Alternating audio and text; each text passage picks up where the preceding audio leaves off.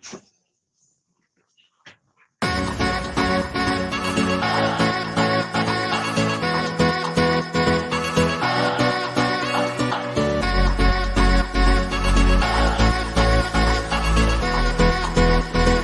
worst possible thing you could say when you walk into a car dealership. I spent 5 years with Mercedes-Benz, 5 with General Motors, and the worst thing a person could say when they walk in is, if you could just get me to this payment, we got a deal. So your loan's probably still like 19, which means you got to pay to get out. You're upside down. It's called negative equity.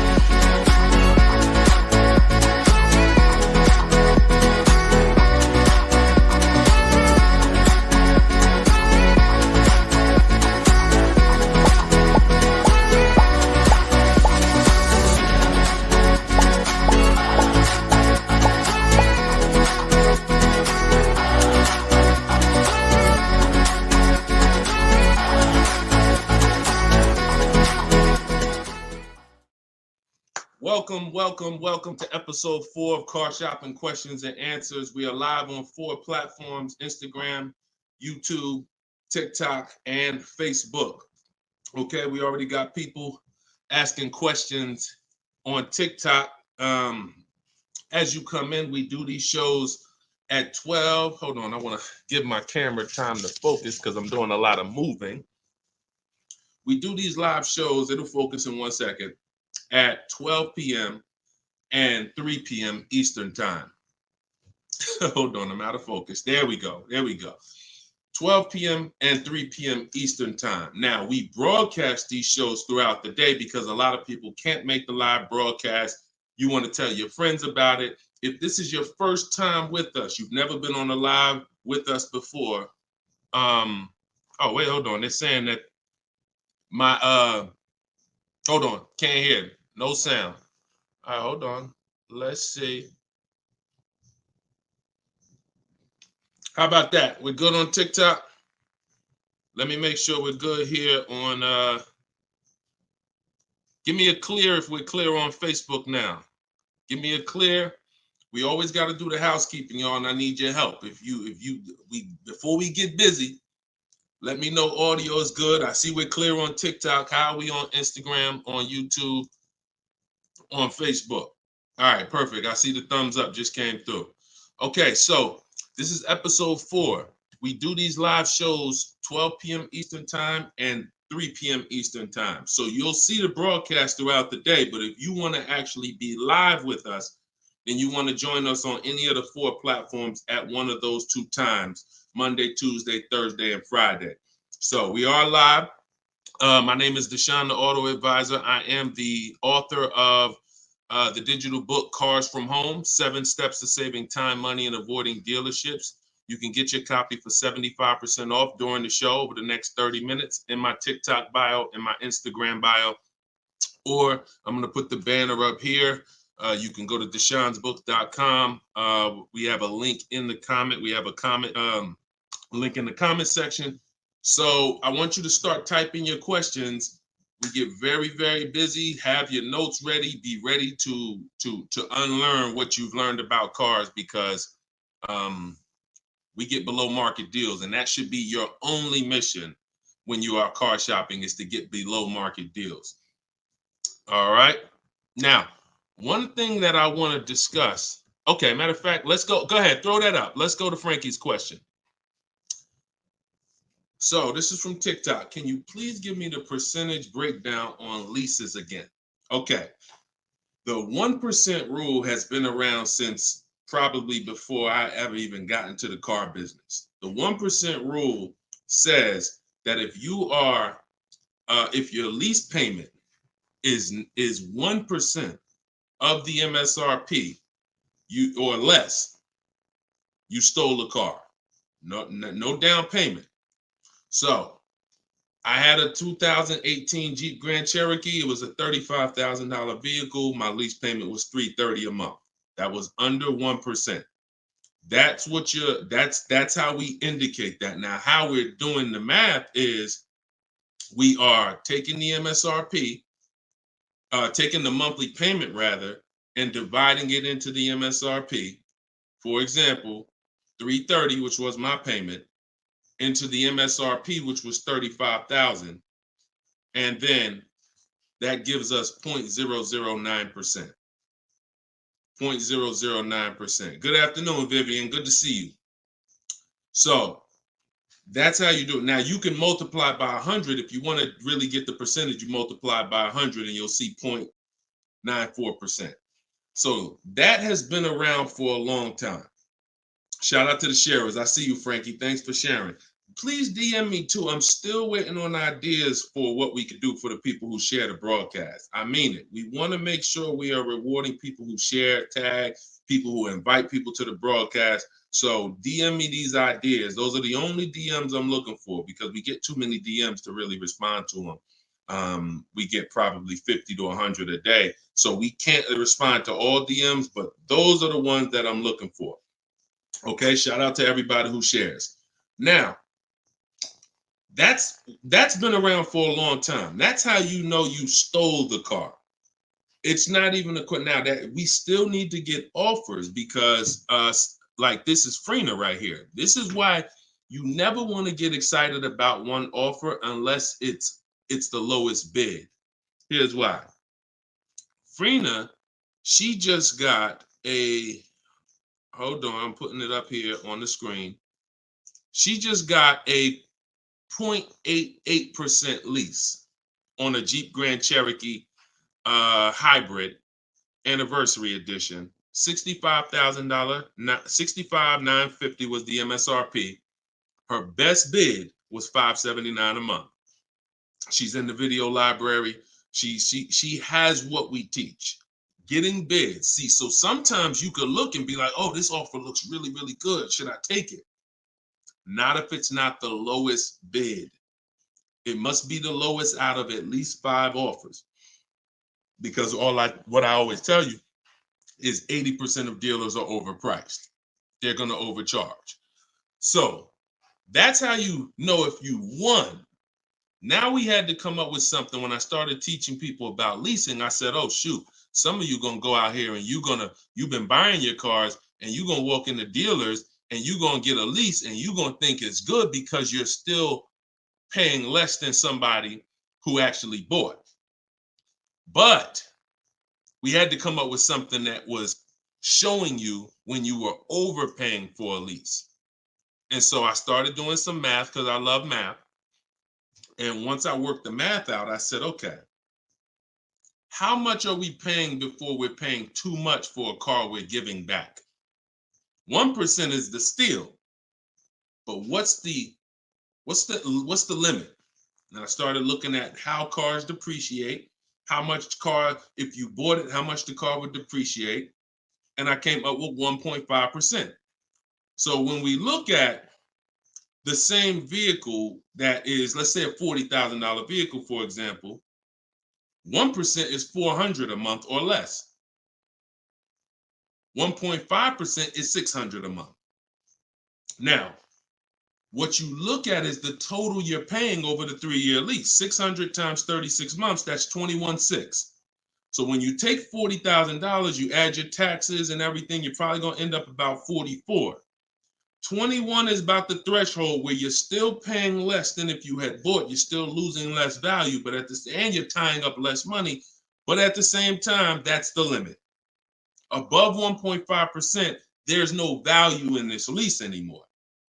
And that doesn't mean we go buy the car. That means we look at competitors because competitors do offer more aggressive lease pro. Every single vehicle, you guys, and there's over 400 of them, has a different lease program.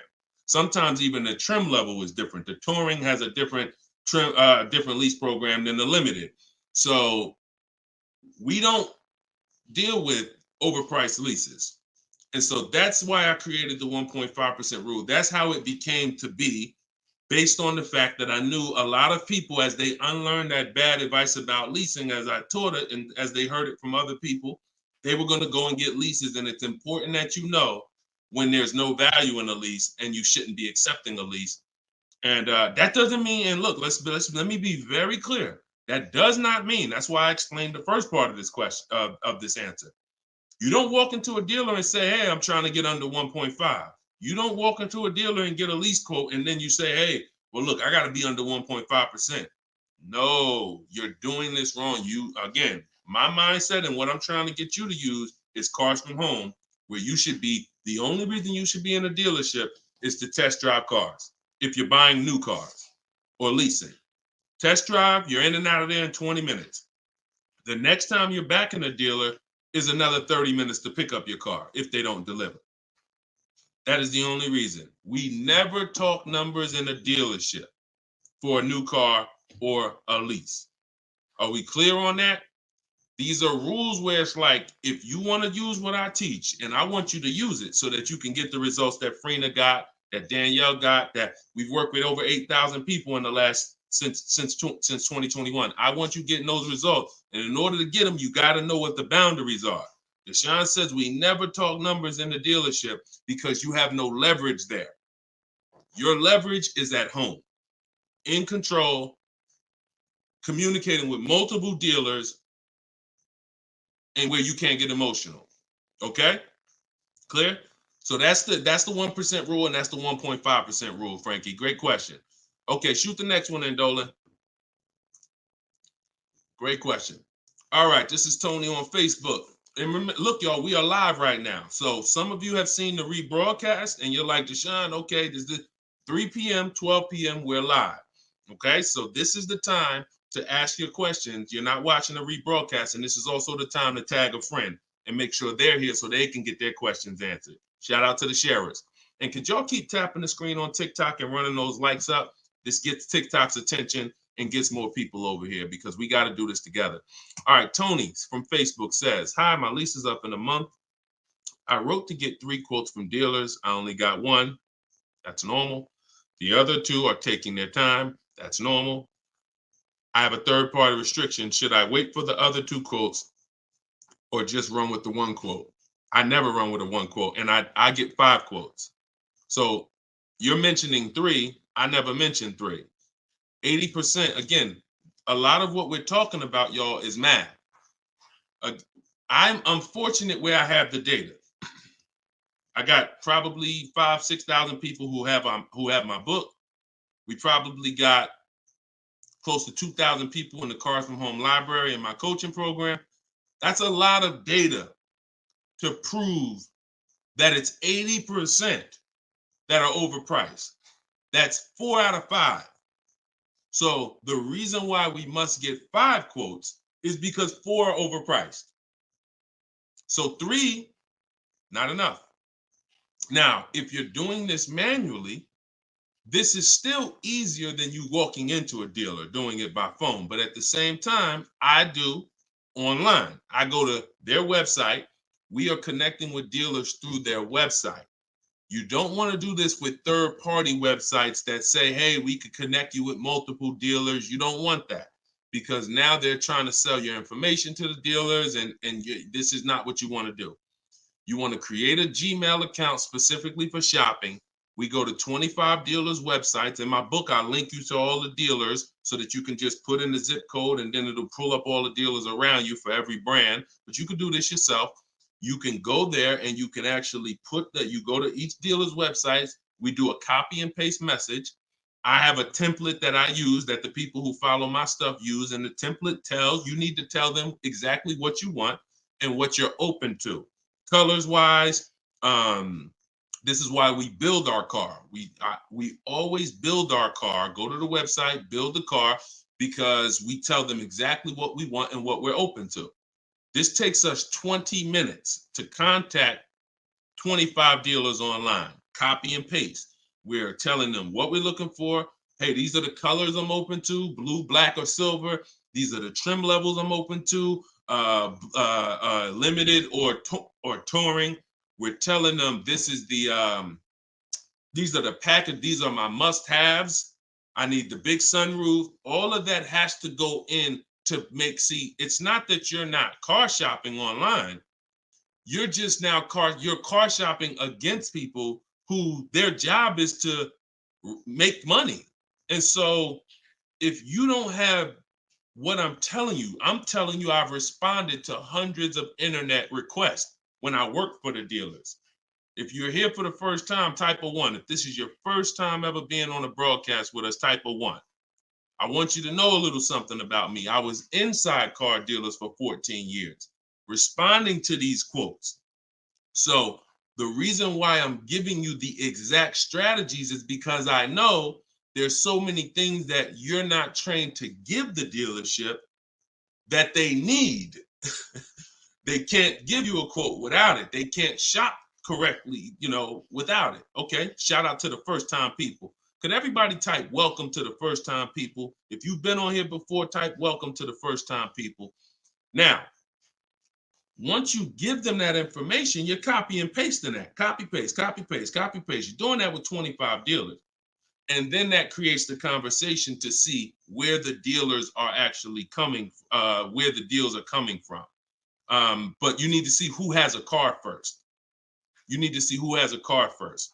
So, oh, you're talking about selling the lease. Okay, you're earlier in the process. Understood, Tony. Okay, perfect. No, just talk to another used car manager.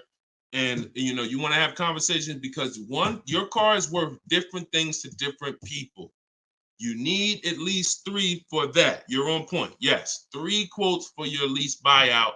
For your old car from 3 different used car managers. And if the 2 are not getting back to you, then just move on to other ones.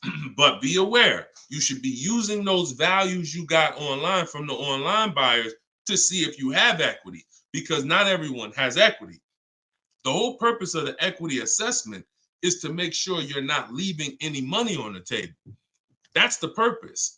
But there's no guarantee. Many people have turned their leases in not knowing that they should have done an equity assessment, and then the dealership sitting on $2,000, $3,000, $4,000, $5,000, $6,000 that they didn't know about.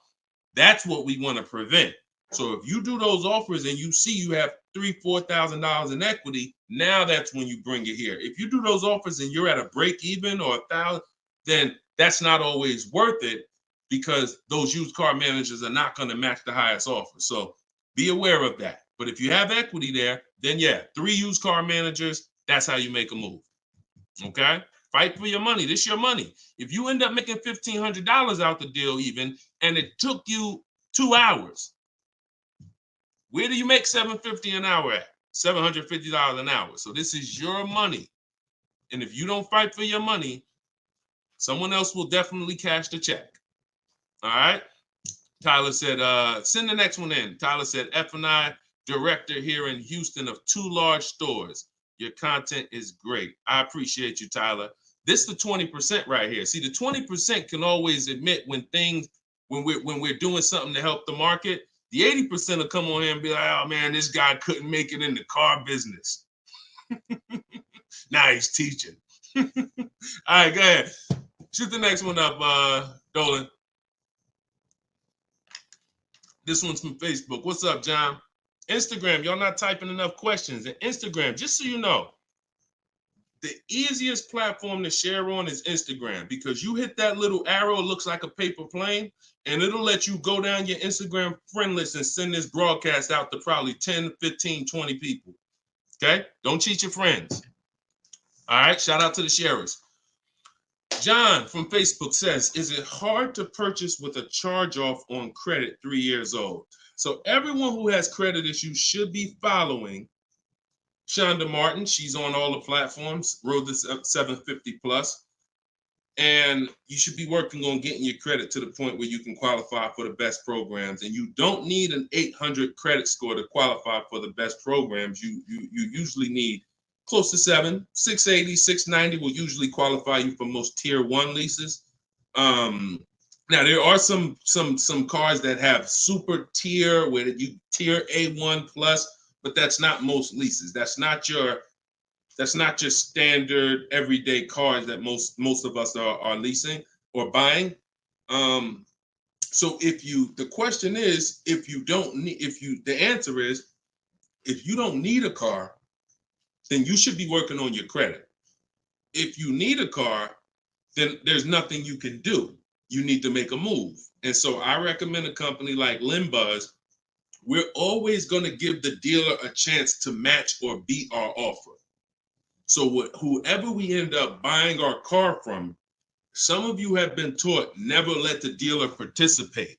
That's costing you money because the dealer has 7, 10, 12 banks on their end. Now, if they're trying to beat and earn your business, now that's a winning position. See, check this out. When you have a finance manager who's saying this about you, what's the highest interest rate you think they'll pay? What's the highest payment you think they'll pay? That's a bad position to be in. That only happens when you have no leverage, you haven't shopped, you haven't come in with an offer, and now they're trying to see the highest interest rate that you'll pay. We're not doing that. You're doing it our way, which is we're going to have we don't let anyone touch our credit until after we find our car. Now, once we find our car, get our best deal through a bidding system, now we're going to take that purchase agreement, that's a receipt. Yep, I see the questions coming in on Instagram. We got you. Hold on, Atlantis. Once you see the long form receipt, now you take this home, and this is when you're going to contact your bank, your credit union, the online lenders. You're going to go online lenders, online banks, online credit unions. You're going to let all these people have a shot at your business. If you do this within a small window of time, if you do it my way, it only take you 2 days. This is going to weigh on your score the same as one hard inquiry, because this is something called rate shopping. This is not going from dealer to dealer, getting turned down or putting in applications and nothing like that. This is how you rate shop correctly. I call this the bank bidding war. When you get my book, I also send you the bank bidding war blueprint. It's going to be going into my book, but I need about another month to be able to combine it. But I send you the bank bidding war blueprint. Now, the bank bidding war is 3 rounds. First thing we're doing is seeing, is there any special interest rates that the car we're buying has? In your particular case, John, with credit challenges, you're not going to qualify for that. That's okay. But we need to check that. If there's 0%, 0.99%, that eliminates our need to do anything else with financing, because no one else is going to beat that. Second part of the round starts, there's 3 rounds to the bank bidding war. The second part comes after we find our car, and it's what I just broke down. When we come home, we let all these banks, these lenders, online credit unions run our credit, and so they're bidding and submitting us their loan offers. Now, the third round is the dealer. That's when we're going to call the dealer who we reserved the car with and say, hey, I got 6.29 from this bank. If you can beat it, I'll give you the business. Now, this is the big difference, you guys. When you have a finance manager who's trying to beat your offer, who's calling their banks and saying, hey, I need to get 5 point something because this person already has 6. That's leverage. When you start bidding, like I'm teaching you, like what's in my book, like what's in everything we do, in my videos, everything's a bid. You have the leverage. And there's no way for you to overpay when you are getting bids. So that finance manager calls you back, it's only going to be 1 or 2 answers.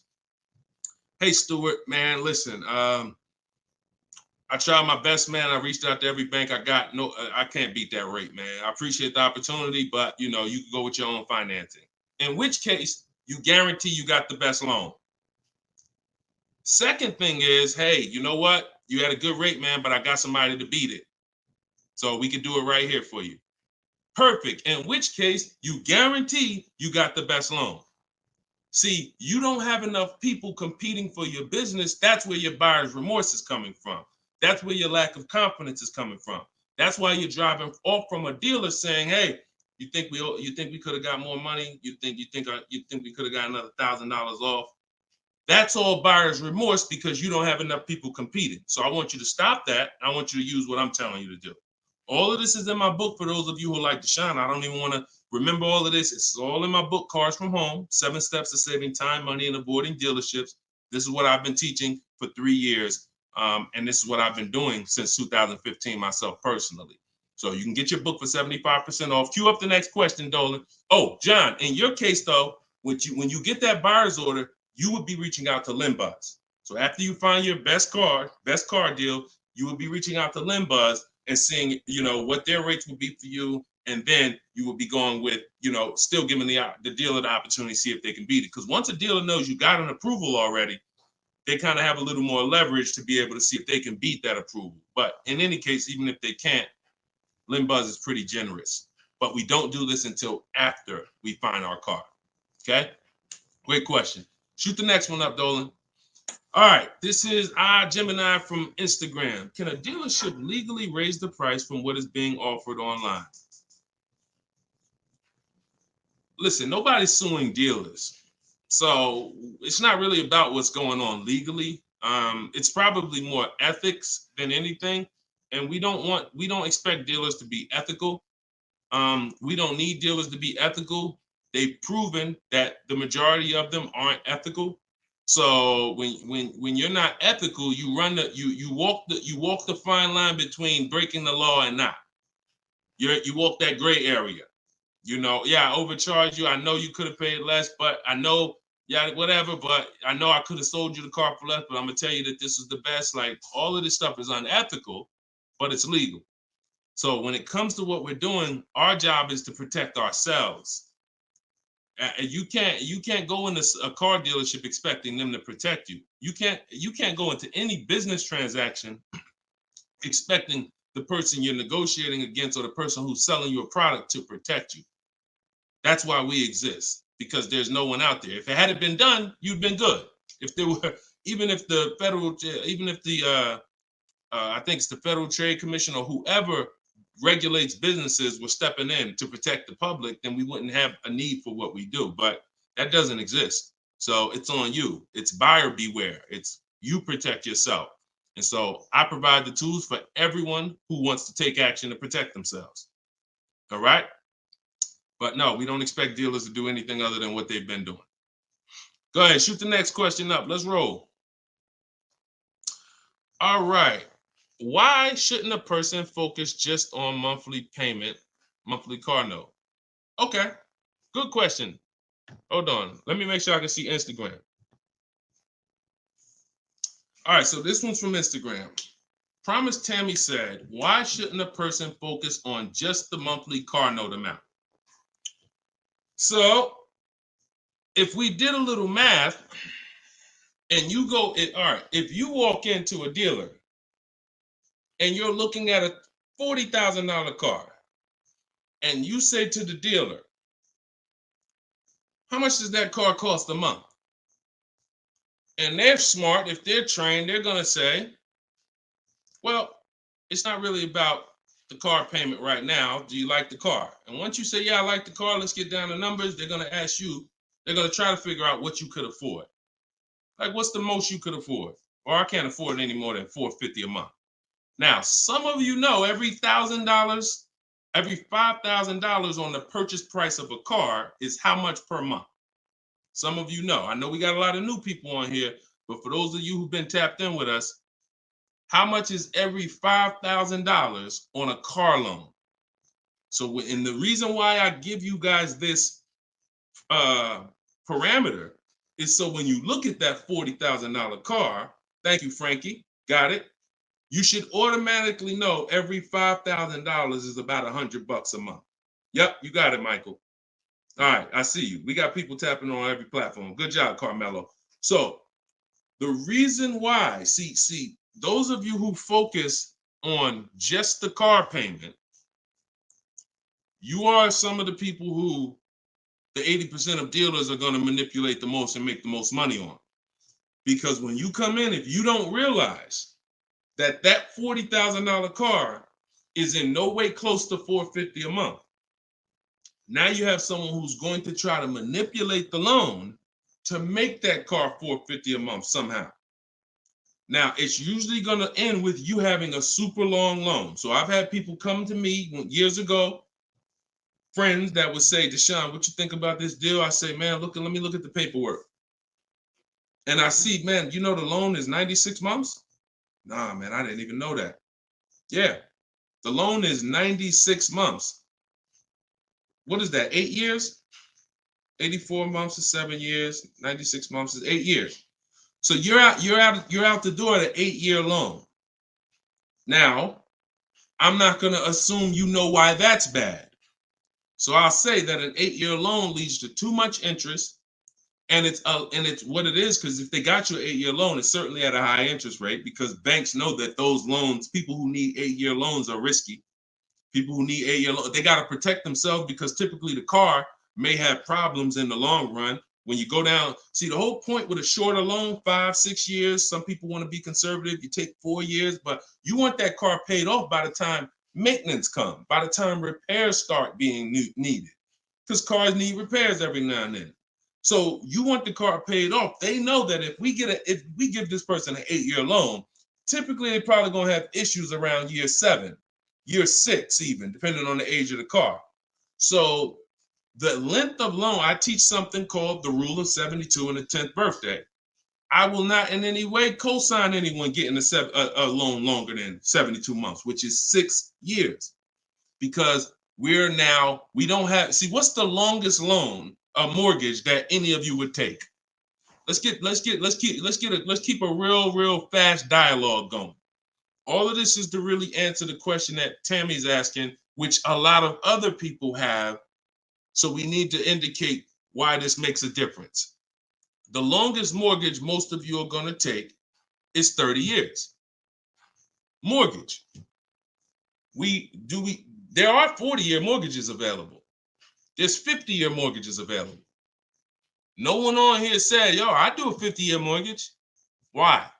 Because we already know inherently anything longer than 30, that means we can't afford this house.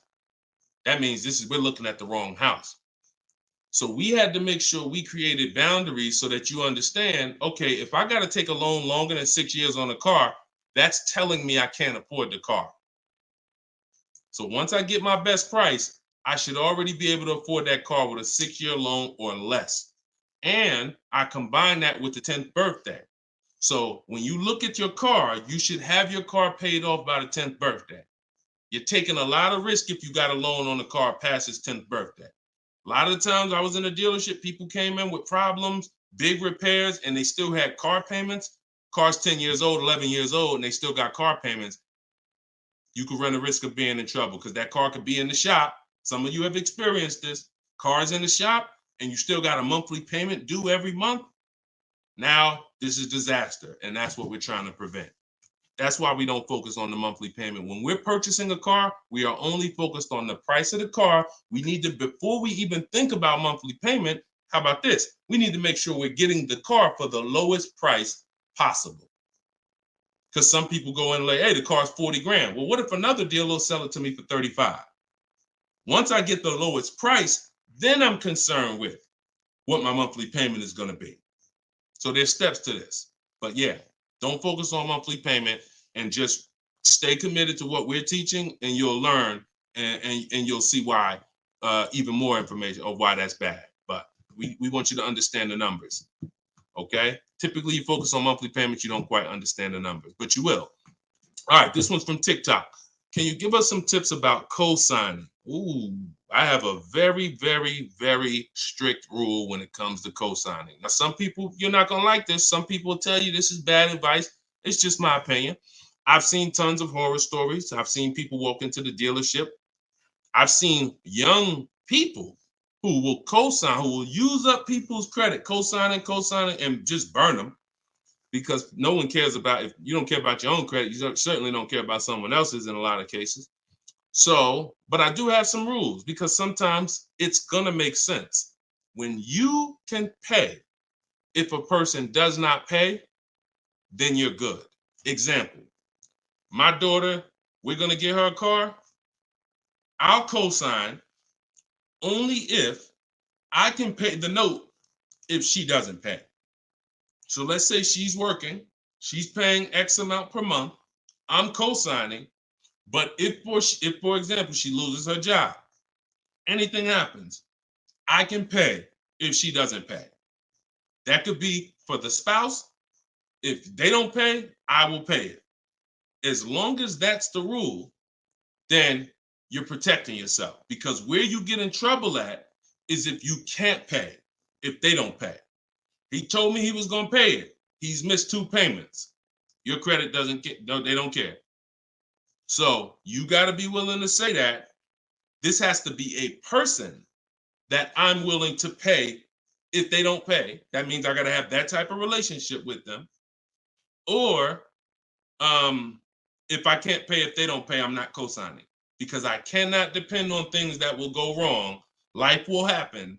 And then I'm sitting out here and my credit was 700, 750, 800. Now it's 620 because they missed 3 payments and I'm struggling to get this car back from them. Okay? Those are my hard rules on co-signing. I don't deviate from them. And those are typically rules that if you follow them, you're going to be safe. Okay? All right. Shoot the next question up, Dolan. Diana said, my brother asked me to co-sign. I told him, hell no. Listen, that's it. Listen, people will ask you to co-sign quick as, listen, people will ask you to co-sign like they just asking to borrow sugar. Hey man, can you co-sign this loan for me? No, listen.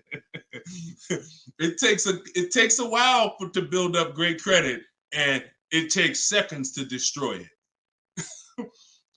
Nicole from Facebook said, are you able to negotiate third-party restrictions in a new lease? So these are two separate things. The third-party restriction is the selling of the old car, not the new lease. We're not mixing these two. So we're going to, the people who work with me, you're selling your old car independent of the new deal.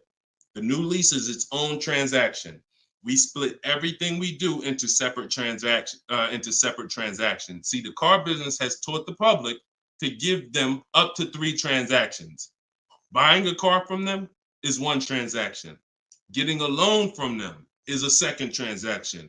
Letting them buy your old car, which you call trade. We don't use that word. That's 3 transactions. There's money in each transaction. There's money in each. That's why there's companies that only want to give you loans. They don't sell cars. There's money in loans. There's companies that only want to buy your car. They don't care about selling your car right now. There's money in buying cars. So you need to separate these transactions if you want to maximize each. There's no way for you to save the most money without maximizing and looking at each part of your deal as its own separate transaction. So if I have a third-party restriction, I'm doing the equity assessment. A third-party restriction is, some of you have leases. We always need to see if there's any equity in our lease before we return it to the dealership. If you have returned your car to a dealership without doing the equity assessment, you don't know how much money you've left on the table. Because if there's $2,000 or $3,000 of equity in your car, the dealer's keeping that, and that's their money. So, or the bank's keeping it when they sell it, that's their money. It's probably the dealer will find a way to buy it, and it's their money. So when we look at an equity assessment, we're going to do it at all times. Now, there's no guarantee we have equity, but we want to guarantee we're not leaving equity on the table. And so a third-party restriction doesn't mean you can't sell a lease. Who didn't know you could sell a lease? Type a question mark. If that's new to you, this is your first time hearing this, you've been leasing, and you're like, Deshone, I never heard about selling leases. I had no idea this was a thing. Type a question mark if this is your first time hearing that you could sell a lease. Okay. Fish Guy Rodney. Okay. See, so more information is coming out. Okay. Fairy Godmother. Okay.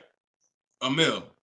Okay, I'm sorry. I just tore your name up. Sorry. So as you change Shamir on Instagram. So when we look at this, we got to see that the things that we don't know cost us money.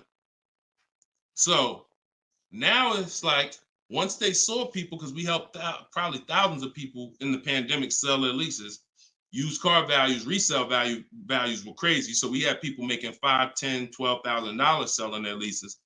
I sold my Jeep Grand Cherokee lease. I made $8,900 after I drove it for 42 months because I extended the lease and then I sold it. My mother, she drove her car. She made $10,200. Now those numbers don't exist anymore because values have come back down. But there's still people who are going to make 3, going to make 2, going to make 4, depending on your car. Now, every car doesn't have equity. But when it comes to the third-party restriction, they don't say you can't sell. They limit who you can sell to. You must sell to a local used car dealer. To a local dealer of the same brand. So if you have an Audi, you must sell to an Audi dealer. we are still going to get bids. We're going to get at least 3 bids from used car managers at Audi dealers, because your car is not worth the same thing to every dealership.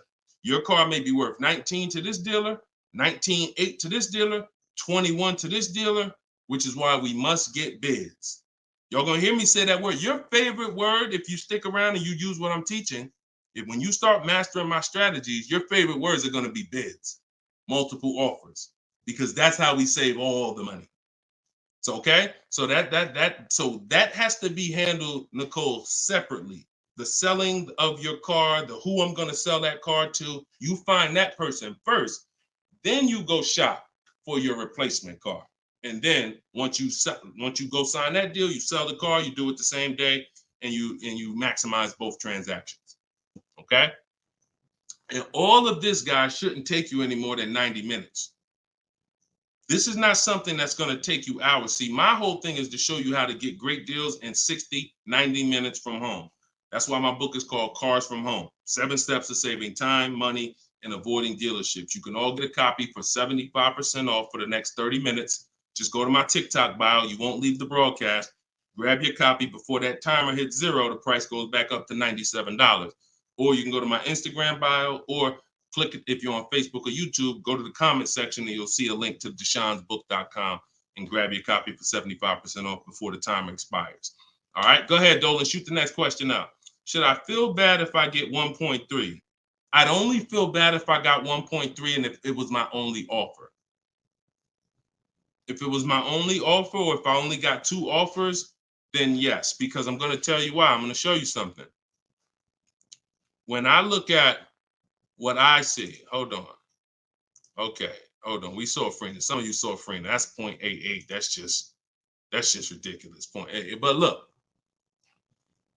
Charles, he gets a Palisade. He's paying $48,000 vehicle. His best offer was $597 a month, 1.23. Now look at and sometimes people who are getting phenomenal, who are looking at cars that are super, super popular, they'll go a little further, and he reached out to 35 dealers. Now I want you to pay attention. Some of you, the average person only shops 2 dealers. My strategy is I teach 25 to 5.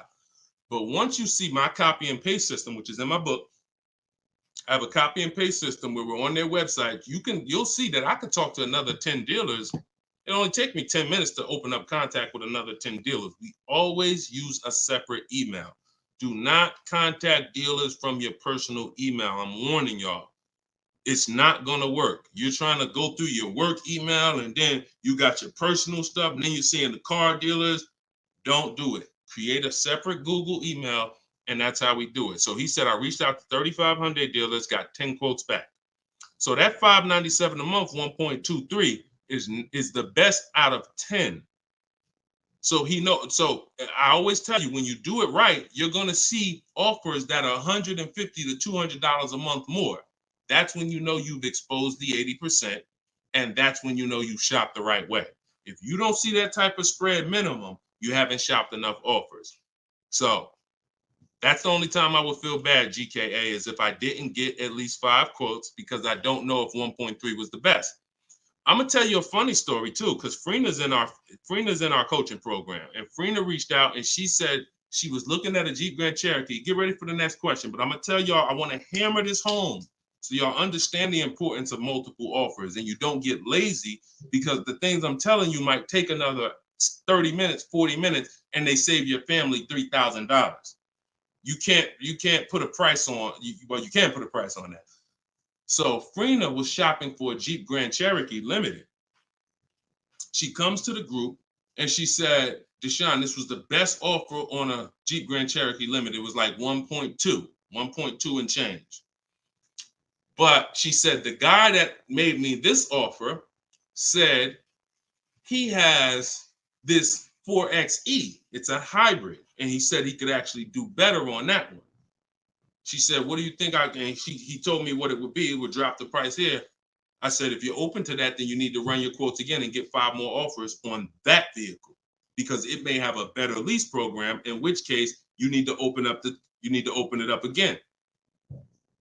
She opened it up again. That's how she got her 0.88% lease. So if she would have just said, well, this guy is getting me 1.1, I'm going to just take that, then she never would have found a 0.88. Multiple offers. That's probably $100 a month difference than what the last offer, $100 a month times 36 months on this lease. You're talking about $3,600. And she did it in minutes. Once y'all learn how to do this, it's minutes. This is not hours. I'm not spending more than 60 minutes on shopping for a car. Now, that doesn't mean I'm not spending time to decide what I want. But once I decide what I want, once you know what you want, 60 to 90 minutes to get the best deal. That's it. All right, shoot the next one up, Dolan. Keep the questions coming, y'all. We are live every day at 3 p.m. Eastern time. Well, not every day. Monday, Tuesday, Wednesday, Thursday, and Friday. Monday, Tuesday, Thursday, and Friday at noon and 3 p.m. So this is our live show. Okay. Throughout the day, though, you may see a broadcast and you'll know, okay, you'll still be able to get value because most of the people who are asking the questions on here are asking the same questions you would have asked. So go ahead, Dolan, shoot it out. This is Raymond from YouTube. How do you structure a lease? So the first thing you want to do is look at the car you're thinking about leasing, and we like to use a 1.25% formula estimate to see if we should be even looking at that car. Okay? So if I'm looking at a car that's $40,000, I'm doing a 1.25% estimate. I'm multiplying it by 0.0125. And then I'm going to see, 40,000. I'm multiplying that by 0.0125, and that comes out to 500. So that's going to tell me if I'm looking to be at 300, that's not the car that I'm going to be looking for in most cases. Now, we don't know if the best deal is going to be 1.25, but we're trying to estimate based on a bad deal is above 1.5. Anything above 1.5, we're overpaying for our lease. No money down. Money down comes later. Now, a steal is 1.1%. So I teach something in my book. It's called 1% is the steal. Between 1% and 1.5% is the deal. And then above 1.5% is time to chill. We don't do that. So that's the first thing. Now, once we move past that, now it's time to choose our mileage. So we're going to look at our lifestyle. We're going to see how much we drive to work, how much we're going to be driving the car. And once we come up with that, you're just doing some simple calculations. What's your round trip to work? 10 miles. How many days a week? 5 days. Okay, that's 500 miles a month. That's if you do the math. Let's say your trip to work is 20 miles round trip, and you do that 5 days a week. You're doing 100 miles a week to work. Times 52 weeks of the year, that's 5,200 miles. So I walk you through this in my book, but this is simple. 5,200 miles, and then you say, okay, well, I like to do a little leisure. I like to take a little trip down here. I go fishing, 1,000 miles away, blah, blah, blah, blah. So you're calculating what you're going to do. The easiest way to do it is to look at your old car and see what you've done. But if you don't have an old car, this is how you calculate it. You come up with, all right, I only need about 9,000 miles a year. Perfect. All of our leases, we shop our offers with 12,000 miles a year. That's your average miles. That's what we want to base our formula from. So whenever we reach out to a dealer, we do this online. As I said, everything we do is online. Once we do this, we're shopping multiple dealers, and we're telling them, work us up a lease quote. First month's payment, total out of pocket. If you were on the last show earlier, we talked about we don't say down payment anymore. We say total out of pocket, TOP. Everybody who's clear on TOP, if you were on the last broadcast, type TOP. If you weren't, TOP is total out of pocket. That means only thing I'm giving you for this offer right now is my first lease payment, and I'm driving off. Total out of pocket. We're not saying down payments anymore.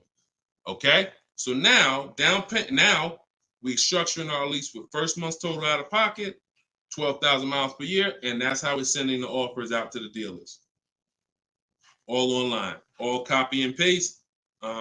These are all templates I have, but I have templates where you just fill in what you want, blah, blah, blah, all in my book. There are links, there's templates, but if you're going to do it your way, that's fine, but this is how you do it.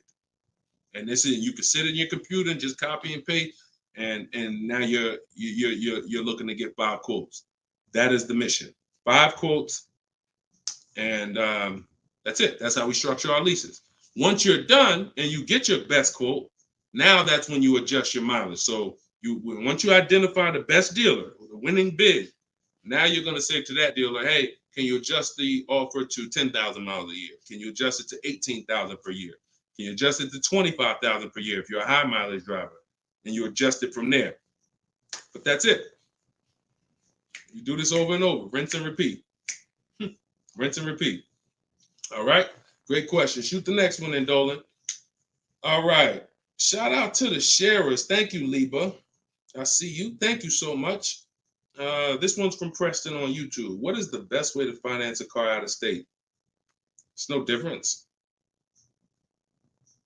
It's really no difference. We're going to find the car. We're going to get the buyer's order. We're going to have them. Now, the thing about a used car, if it's a used car, we got to test drive the car.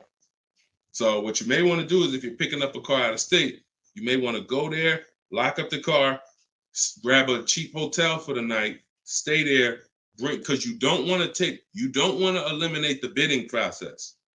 The bidding process is your bank, your credit union, online banks bidding, and then dealers bidding. The dealer who you get the car from, they're bidding against that.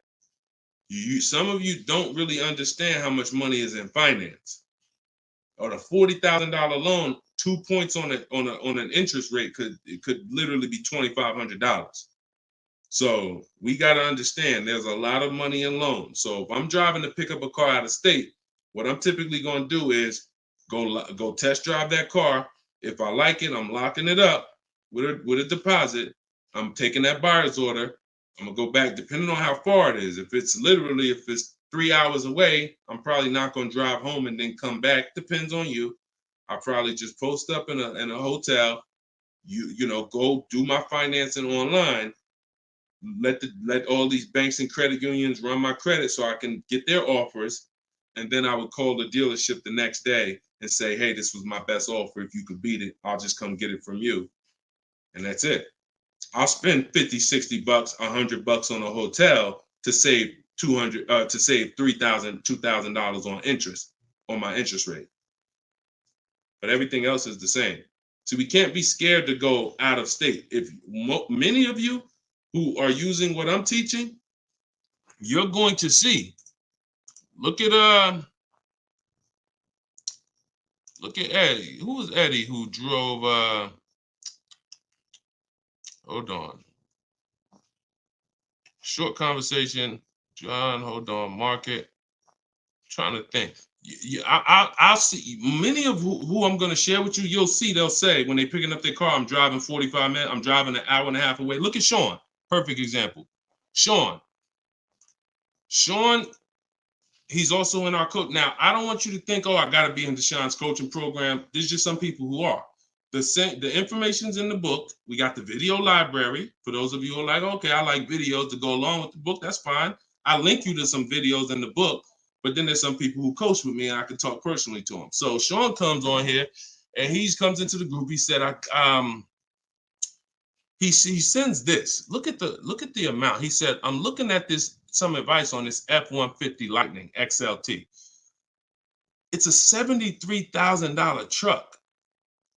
The dealer discounted it $4,900 and then revealed that there was a $15,500 rebate. His total savings is over $20,000 off this truck. So I'm like, all right. Now me, being who I am, I don't know if that's the best. 2015, I sold 2 Maybachs. They had $20,000 rebates on them. So we don't know if this is the best. I haven't seen, this is what I said to him. I haven't seen the other offers yet, but I'm assuming you got at least 5. You're saving over $20,000 on this with this discount and rebate, but the only way to know is to compare to the other offers. See, I'm not going to get excited about this deal until he tells me what I'm about to read to you. That's when we get excited. He said, guess I could have put a little more info on here. Yes, I got about 15 quotes. You see the difference? This is what I want you to get. BK Dollar, this is what I want you to get. Liba, this is what I want you to get. Everybody watching, the money is in multiple offers. The reason why you're not saving, you're just not getting enough offers. So he says, I ended up expanding my search to 150 miles outside my area to find this deal. He said, I couldn't find, watch this, I couldn't find anything under MSRP in that first search. So think about how I'm telling you, the local dealers know when they see your zip code, they know, okay, some of them, all right, we don't have to do too aggressive. But those dealers that are an hour and a half away, when they see your inquiry, they're like, oh, listen, this is a person we never would have saw before. What is it going to hurt us to blow this truck out? And we take a deal from one of our competitors' markets. We'd love to see our license plate frame over in their market. That's how we win. So he ends up saving over $20,000, and he doesn't mind driving 150 miles to go get that truck. Why? Because every mile he drives is dollars he's picking up. We clear on that? We clear? If you're clear on the importance of multiple offers, type clear. All right, shoot the next one up, Dolan.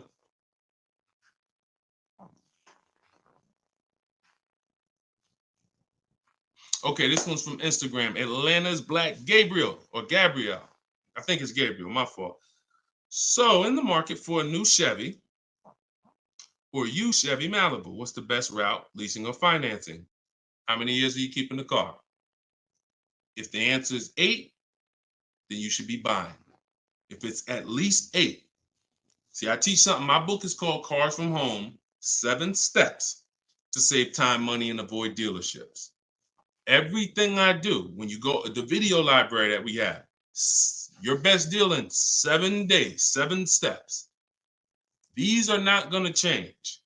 The first step is the foundation to your deal.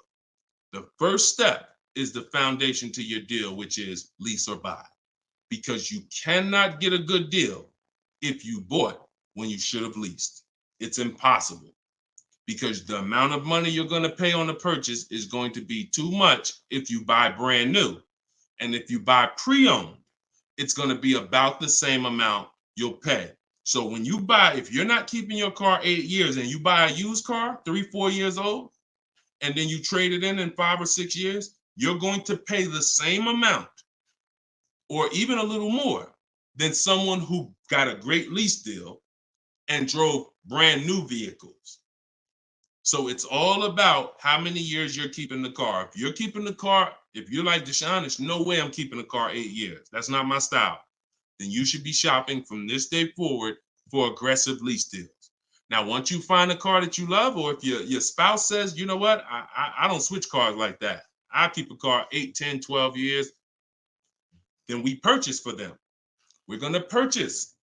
But for those who are not keeping their cars 8 years, you are losing thousands and thousands and thousands of dollars not leasing cars. Thousands, thousands and thousands and thousands and thousands.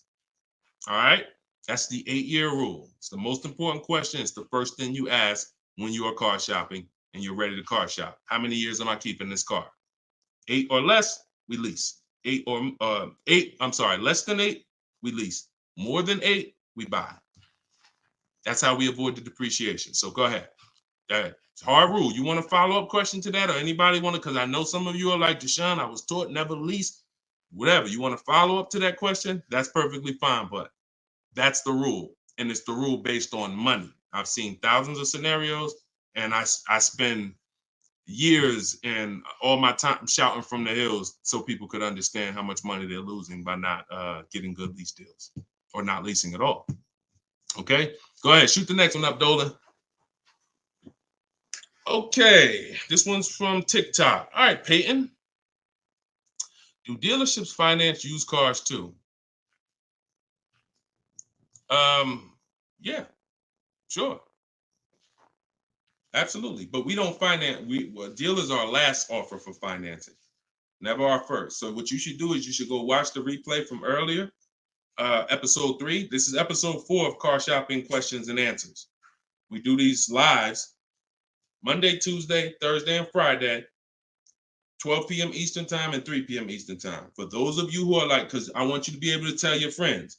Today, some of you are going to run into people who are car shopping. You need to be telling them, hey, you got to check this guy, Deshone the Auto Advisor. He does this show, live show, 12 o'clock, 3 o'clock, Monday, Tuesday, Thursday, and Friday. But you want to watch episode 3 where we went into detail about how we don't find it. In fact, earlier, I think we talked about it early on this episode. Your financing should be independent from the dealer. The dealer should be your last offer for financing. Because what you're asking for, that's 2 transactions. You're giving them 2 transactions of business. You're giving them the purchase of a car, and then you're giving them the selling you of your loan. So what we do is we separate these transactions and we get bids for each. So the only way I'm dealing with a dealer, the only way you're going to be dealing with a dealer is if they've won the bid, which means if I'm looking for a used car, you won the bid out of all the used cars. Like, all right, give you an example. This is Vincent.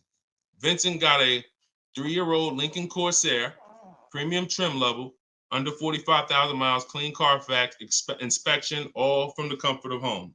I'm reading what he put in our group. He was targeting to find a discount of 30 to 35% from the MSRP.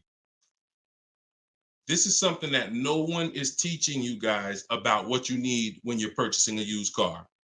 If you're going to be purchasing a used car in the future, or your next car, or if you bought a used car in the past, type the letter U.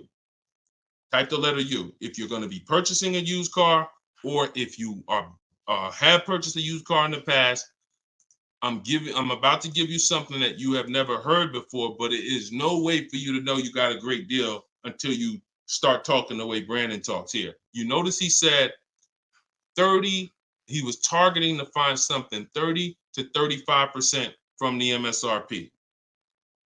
In order for us to know, I see you, Shelby. I see you, Emma. I see you, Katarina. I see you, Raymond. Okay, perfect. Atlanta's Black Gate. All right, a lot of people. Okay, so when you are shopping for a used car, let me tell you a story, give you an example, all right? So I was shopping for my pre-owned Infiniti truck 3 months, a little over a year ago. I narrowed it down to 3. Now, I narrowed it down based on title history, service records, accident history. We talked about this in the last episode, episode 4. Title history, service record, episode 3 rather. You can see it on YouTube. And if you're on YouTube, please make sure you subscribe and please hit the like button. It matters because that shows the algorithm that we talking business over here, that more people need to be here. So when I narrowed this down now I get to, like, I think I narrowed it down to my top 4. They were all white.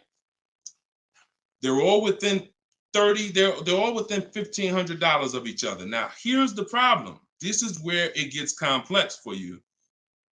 Because I'm looking at one that they're asking 30,000 and change, one they're asking 31,000, one they're asking 31,800. You know, they're all within $1,500, $2,000 of each other. Similar miles. On the outside, they all look similar. Without knowing, I created something called the true value percentage. What is the true value percentage? It's not what the website says is a good deal. It's the percentage off of what the vehicle was when it was brand new. So I pulled the window sticker for each of these vehicles. I pulled the window sticker, and what do I see? Now I teach you how to do this in my book. I teach you this entire process, but I'm walking you through it. Exactly. I pull the window sticker. You can get it from Carfax, depending on if Carfax has a deal with that manufacturer. Carfax has window stickers. Now, what do I see? One car is 46,000 when it was brand new. Now they're asking 31 and change. Okay.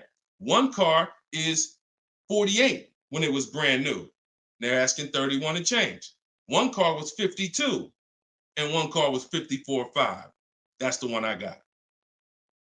So you see how in one instance we were confused. You would be confused. You sitting here like, yeah, Deshone, that's hard because they all look the same. They all similar price. How do we know? Once we find out the original MSRP, not only do we find out what the original equipment is that's in the vehicle, which is helpful. I wanted to know this is an edition 30, got all these special features. That's helpful to know too. But more important than that even is to know that that car was a $54,500 car that they were asking $31,800 for, which means I got a 42% discount.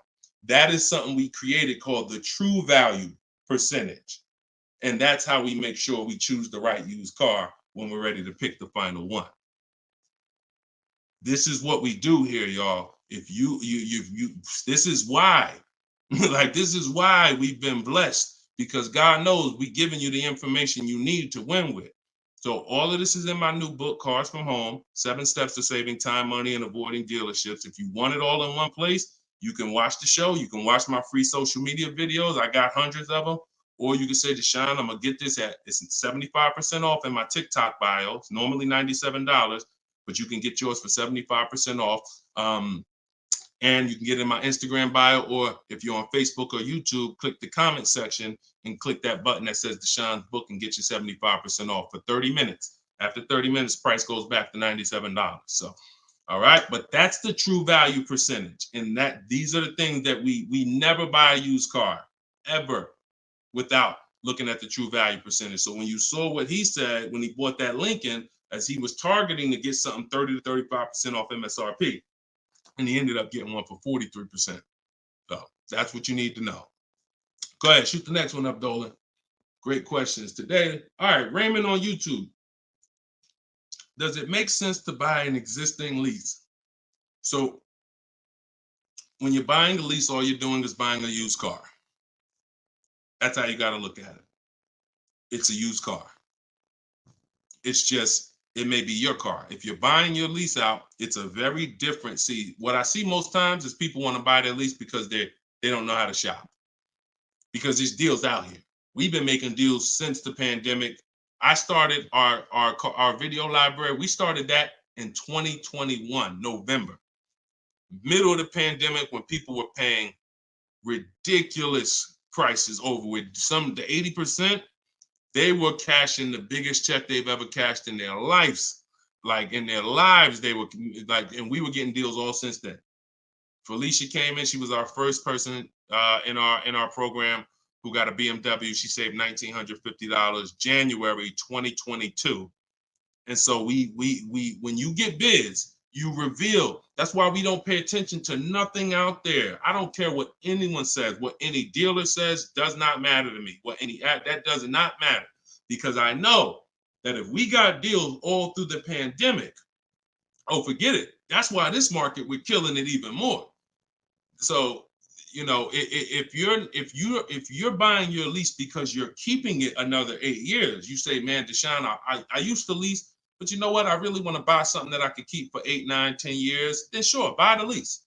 But if you're not doing that, then you're moving from a lease mindset, which is I'm driving great cars, brand new cars, always under warranty in most cases, latest and greatest features, low payments, pennies on a dollar compared to people buying. That's a whole value system. That's mindset right there. These are the people who are shopping for a lease. These are the benefits of leasing. And then you're moving and saying, all right, I'm going to buy a used car now. Very different, very different. So you got to be, you have to have had a change in mindset and goals to buy your lease and buy a used car. And it's never, what I see most times is people just don't know how to shop. When you use what I'm teaching you to shop, get 5 offers, you're going to see there's deals everywhere. Everywhere. Go ahead. Shoot the next one up, Dolan. You can't pay me to negotiate your lease because I do this in 90 minutes and I'm teaching you to fish. You know, I've had people who used to buy cars from me. Hold on, keep that question up from Nicole, but I saw this person on TikTok. I'm not in the business I'm in the business of teaching people how to fish. So, you know, because what happens is you're building a trust in something. Like if you're not willing to learn what it takes to do this in 90 minutes from home, like I'm teaching you, then you are the same type of person. That same mindset will lead you to go into dealers because you're just lazy and scared. Now, I'm not saying that's you. I'm warning you to not let that be you. I'm warning you you can't pay me enough. I'm not in that business. I'm in the business of helping people all around the country. It don't matter what you pay. Of course I don't think you would ever, You even asked me to work for free. I'm telling you though, that's not the business I'm in, because we can help thousands of people all around the country. But you're not realizing that your transaction is a 5-figure transaction. There's nothing else in this world that you're going to give that type of control. If you were going to start a business and it was going to take a $30,000 decision, $30,000 of your money, would you ever be looking and saying, oh, could you do this for me? You see, we do things with cars because we've been programmed to do them with cars. Car dealers have made you so scared that you've been programmed to do something, but you never do it with anything else. You never do it with a house. You wouldn't say, hey, I'll pay you to get my house for me. I'll pay you to, start this business for me. No, it's only cars.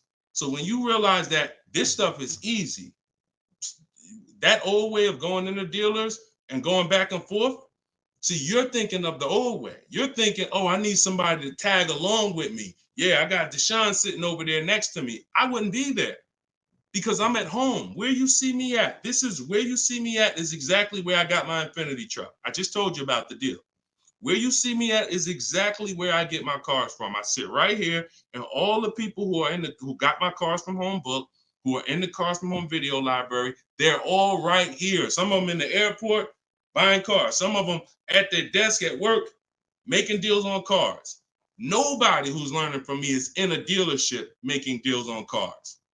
So that's the old way. And if you think that you got to unlearn that or you can't win with me, you got to scrap that. I know it's painful. I know it sucks. I know it makes you feel like you're a loser. But that's why I'm telling you, scrap that joint and do it my way. And when you do it my way, you're going to be like, oh, shoot, man, how the heck wasn't I shopping like this years ago? All right. So now Nicole on Facebook. Do you shop or negotiate differently for a car that is low in inventory or shortage? No. Now, the only difference is, let's say, and this is the reason why we connect with 25 dealers. See, in my book, I said we use the 25 to 5. We got to connect with 25 dealers. This takes us 20 minutes because we're using a copy and paste system. So if you're going to all of these Chevrolet websites and copy and pasting in their contact box, copy and paste, copy and paste, copy and paste. Now, what you're doing is you're shopping out of all those dealers' inventories. So if you only do this with 4 dealers, then you only see one dealer who has a car. And they're like, oh, well, we it doesn't seem like it's a lot of these cars out here. That's why we're connecting with 25. You saw Sean, he connected with 35. And so when we connect with these dealers, we're not just doing it to get bids. That's one reason. But we also know out of all these 25 dealers, probably 10 of them have a car that matches what I would want. And then I'm going to give 5 to 7 offers. So now let's just say we're at a mid period where the 2024s are sold out and the 2025 hasn't come in yet. Now what's going to happen is all of those dealers out of the 25, maybe 2 of them have a car, and they're going to tell you, you know what, you really need to order it. That's not because it's a low inventory. That's because you're usually in between model years, and the old one has sold out, and the new ones, they're waiting for it to come in. But it doesn't change the way we shop. And sometimes we will order. If I'm purchasing, I'm more likely to order because I'll get bids, and then I'll take the car. But if I'm leasing, we're less likely to order because we don't know what the lease program is going to be. See, I could get a dealer that discounts the car for me $3,000. We had a person in our group, and they were getting a new BMW X4, the X4M, like the performance edition. We had a dealer, their best bid, the dealer was taking off $3,000 off MSRP. So, but the lease program is what we didn't know. And once the car came and they put the lease program on it, we saw that it was over 1.5%. So even at that discount, wow, we saved $3,000. Now, if she was purchasing it, that's a win. $3,000 off, beat everybody else. So I don't mind ordering if I'm purchasing. But on a lease, I'm less likely to order because I don't know what the lease program is going to be until the car gets here. Okay, but yeah, that the process doesn't change. It just we have little caveats based on on low inventory. Okay, process is the same. Nothing changes our 7-step process. Nothing. All right, go ahead, Dolan. Shoot the next one up. All right, great questions today. We got Jermaine, Facebook. So how do you transition out of a finance into a lease? Instagram, y'all not asking a lot of questions to. All right, hold on. Get blooming chosen one. All right, hold on. All right, Jermaine from Facebook says, how do you transition out of a finance to a lease? All right, perfect. So now what I like about this question, Jermaine, is you've already answered the most important question, which is how many years am I keeping the next car? That's step one in our 7-step system. You've already answered that because you've determined I should be leasing. Now the next step is equity assessment. Equity assessment. Call the bank. You don't have to worry about third-party restrictions or nothing because you're not leasing. I mean, you're not coming out of a lease, rather. So you're going to call your bank, get your payoff. You're going to take 20 minutes, go on CarMax, Driveway, Carvana, Kelly's Blue Book Instant Cash Offer, AutoNation Sell My Car, Car Guru Sell My Car. Get those 6 offers. That's going to tell you if you have equity, break even, or if you have negative equity. That's your next step. Don't do anything else until you do that. Okay? See, we always have to account for our current asset before we start moving forward. What happens if he has $3,000 in equity? That means he has $3,000. He could either apply towards his next deal, or he could put that money in his bank account and, maybe he leases the next car with no money out of pocket. So equity assessment always comes, even before we budget, before we plan our mileage, before we do anything, equity assessment is what we do. All right? All right, shoot that next one up. Shoot that one up from Instagram if you got it, Dolan. It might have took you a minute, but because we got it's comments from everywhere, y'all. No matter. Okay, here we go. For your calculator, why doesn't it negotiate to the lowest offer? My calculator is the best. My calculator is the best thing that exists because it takes all the offers you get. By the way, y'all, what she's talking about.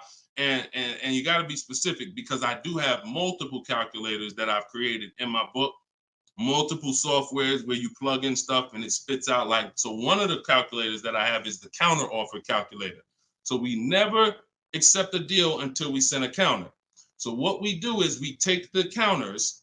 We take all the offers we get, we plug them into my calculator. Whether it's a lease or whether it's several types. One is for leasing, one is for cash purchases and financing. Now, when you're financing, you're always getting your deals with tax and everything included, all in. So what it does is it takes all the offers, you plug them in, and then it spits out which one is the best, and it counters everyone based on the best offer. So let's just say a dealer says, I'm going to do a 1.1% lease. And then this dealer says 1.2, this dealer says 1.3, 1.5. It's not countering all the high offers based on their high offers. It's countering all the offers based on the lowest offer. Because if the 1.1% lease was presented to us, that means any of the dealer could have did it. So now we're calling out the 80% and letting them know that if this dealer offered me 1.1%, then you all could have done it too. You're just choosing not to do it, in which case that's what the 80% do. So we counter every single one. We even counter the lowest one. And some people in the group will say, Deshone, man, this dealer is the lowest, man. Should I be countering them for another $50 less? I say you must counter. Because you don't know if there's another $10, $50, $20. If you don't counter until a person tells you there's no more room, even if they're the lowest, that's not the best deal. So sometimes you counter the lowest offer, and the lowest offer will be like, listen, man, I gave you my best shot. I got nothing else. We know they're telling the truth because we got 4 or 5 other offers that are much higher than that. Sometimes they'll be like, listen, I can't do that $50. I'll get you another $10. That's the best I got. We know they're telling the truth because all the other offers are a whole lot higher. So that's the way the counter offer calculator works. It's gold. It's gold. So all right, we had an hour and 19 minutes. We try to keep these broadcasts about an hour and 15. Every now and then we go a little over, but listen, y'all, we are live Monday, Tuesday, Thursday, and Friday 12 p.m. Mark your calendars. 12 p.m. Eastern time, 3 p.m. Eastern time. I'm hoping to, in the next couple of days, have a link in my bios so that people will be able to actually go to our calendar, put a reminder, but you know it. 12 p.m. Eastern time, 3 p.m. Eastern time, Monday, Tuesday, Thursday, and Friday. And this whole broadcast is sponsored by, if you just jumped on, I'm the creator. I'm the author of the book, the digital book, Cars from Home, 7 Steps to Saving Time, Money, and Avoiding Dealerships. You can get it for 75% off. It's normally $97. But if you, as long as you get there before the timer hits 0, you can get it for $24 in my TikTok bio, in my Instagram bio, or you could go to deshonsbook.com in the comment section on YouTube or Facebook. Get your copy for 75% off. I'm also the creator of the Cars from Home video library, and I've coached over probably 1,500 people now since 2021. So we've been doing this. Everything I'm teaching you is proven. And I'm going to tell you, just like I tell my coaching students, when you get my book, see, I don't do questions and answers for my book, y'all. See, there's people who DM me. First of all, I don't even see DMs. The reason why I can't do question and answers because there's no other author that does it. So I make myself available probably more than anybody. But when you buy the book, trust the process. If you don't see me say do it, don't do it. Do everything I say do. I tell everybody, even if they're in my coaching programs, you must trust the process that I'm giving you, and you got to unlearn your old process. Don't even think about your old process. Use my process, and I'll lead you to where you want to be at. Guaranteed. All right, so get your copy. I will see y'all all on the next broadcast. Tell your friends. Welcome to the new followers. Welcome to the new subscribers on YouTube. I appreciate y'all. We'll be back for episode 5. God bless you.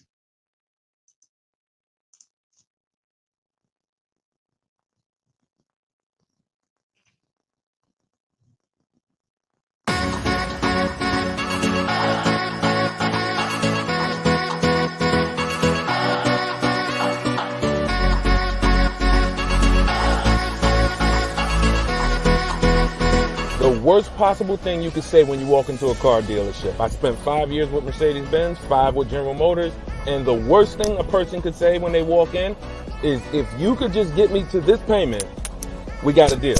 So your loan's probably still like 19, which means you got to pay to get out. You're upside down. It's called negative equity.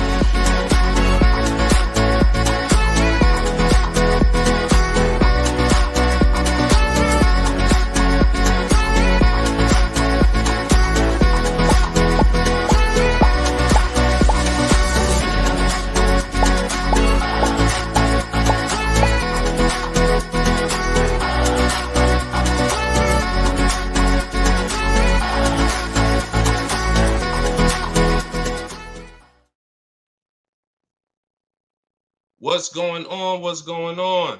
Welcome everybody to Wednesday, 12 noon car shopping Q&A. This is episode 5. We do these live shows 12 p.m. We're not going to usually be doing Wednesday, but I said, you know what? Let's throw in a special 12 p.m. Wednesday. So we are actually live. I know some of you may watch the broadcast because we do rebroadcast these lives, but this is actually live, and we're going to be talking and taking questions right now. So as you come in, if you could hit the share button and tag a friend. I'm just getting us up on TikTok right now. I got to make sure I keep people out who are under 18. So come on in. I'm going to share this. If you don't know me, if this is your first time seeing a show with me, type the number 1. Type the number 1 if this is your first time. Welcome back to people who have been here with us in the past or on previous shows. My name is Deshone the Auto Advisor.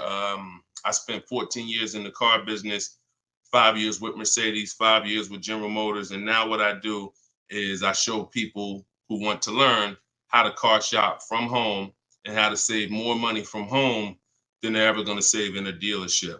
So I'm the author of the book, the digital book, Cars from Home, 7 Steps to Saving Time, Money, and Avoiding Dealerships. And I'm also the creator of the Cars from Home video library, which is a step-by-step video platform. But anyone who's on here for the next 30 minutes, you can get a copy of my new book, Cars from Home, in my TikTok bio at 75% off. It's normally $97, but for 30 minutes, you can get it in my TikTok bio for 75% off, Instagram bio for 75% off. or you can go to deshonsbook.com in the Facebook comments or in the YouTube comments. But let's get busy. Get your copy for 75% on everything I'm going to be talking about on this show. Once again, this is live. It's Wednesday.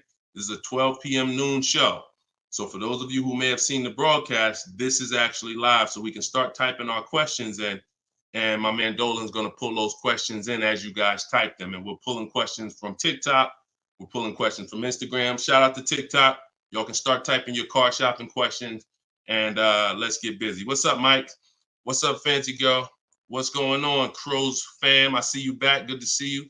What's up, Manly Snacks? Good to see everybody coming in on TikTok. And as you come in on TikTok, can you all start tapping the screen? If you're going to spend 10, 15 minutes with us, start tapping the screen, shooting those likes up.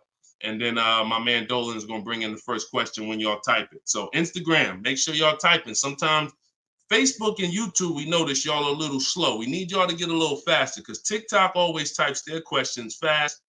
And Instagram usually types their questions fast, but Facebook, y'all got to get a little faster with y'all questions. So we know that y'all going to step up today and start getting your questions in.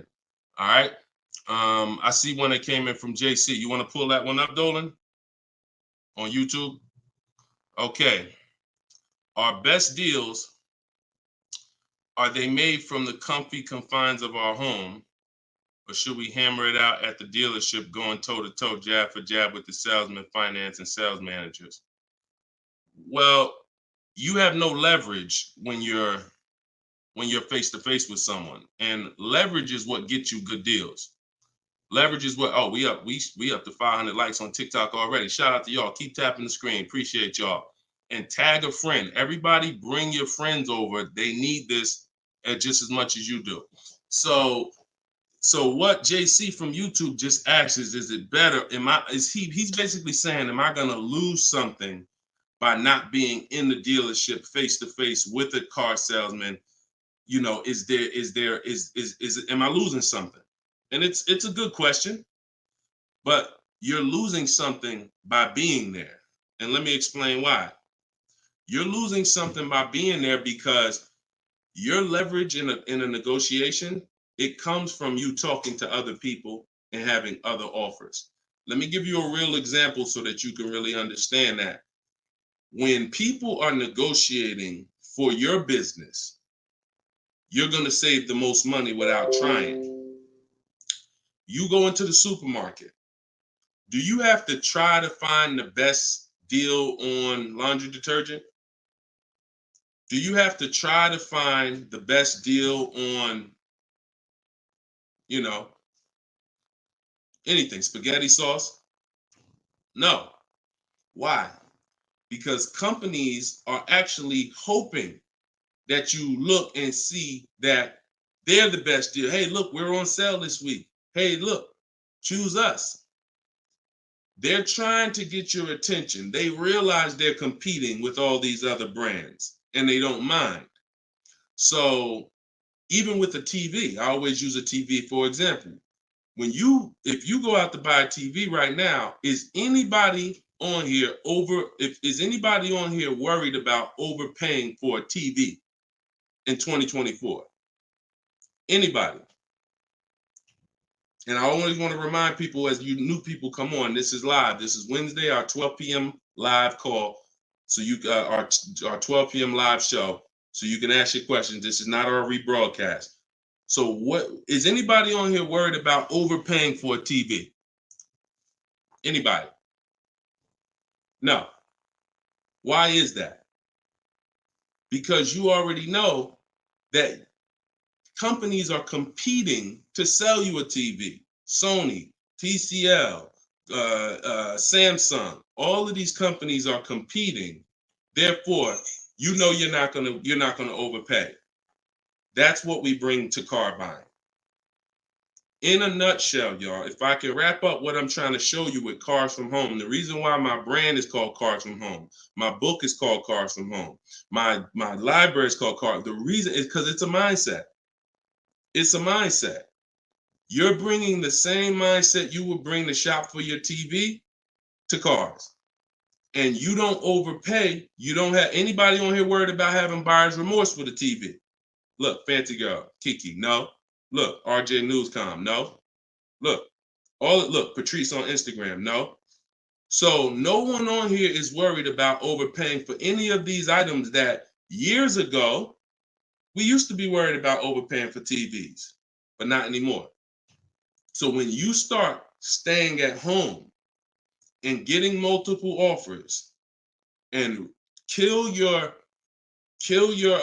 programming that the car business has programmed you into thinking that you need to go in, then you're going to see how much money you save quicker. Okay? Who's not a good negotiator? As you come on, I want y'all to answer this question. Who's not a good negotiator?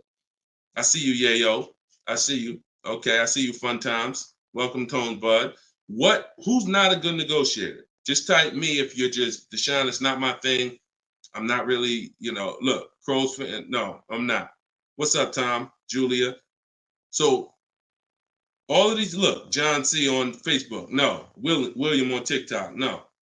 All of these people are not yet. Danny on Instagram. So what I want to tell y'all is you no longer have to think you need to be a good negotiator to win with buying cars. You're going to start making people negotiate with each other. And that's multiple offers. So if you're buying your next car and it's a new car, you're going to get at least 5 offers from 5 different dealers. And if you're leasing your new car, you're going to get at least 5 offers from 5 different dealers while you're at home. And if you're buying a used car, you're going to stay at home. You're going to look at the entire used car market on all the marketplaces. I teach 8 marketplaces. You need to be everywhere a used car is. These are like if you were buying a TV, to continue to use that example, you wouldn't just be on Walmart.com, but not be on Amazon. You wouldn't skip Best Buy. You wouldn't skip PC. Wherever there's a TV, you would be. It's the same thing.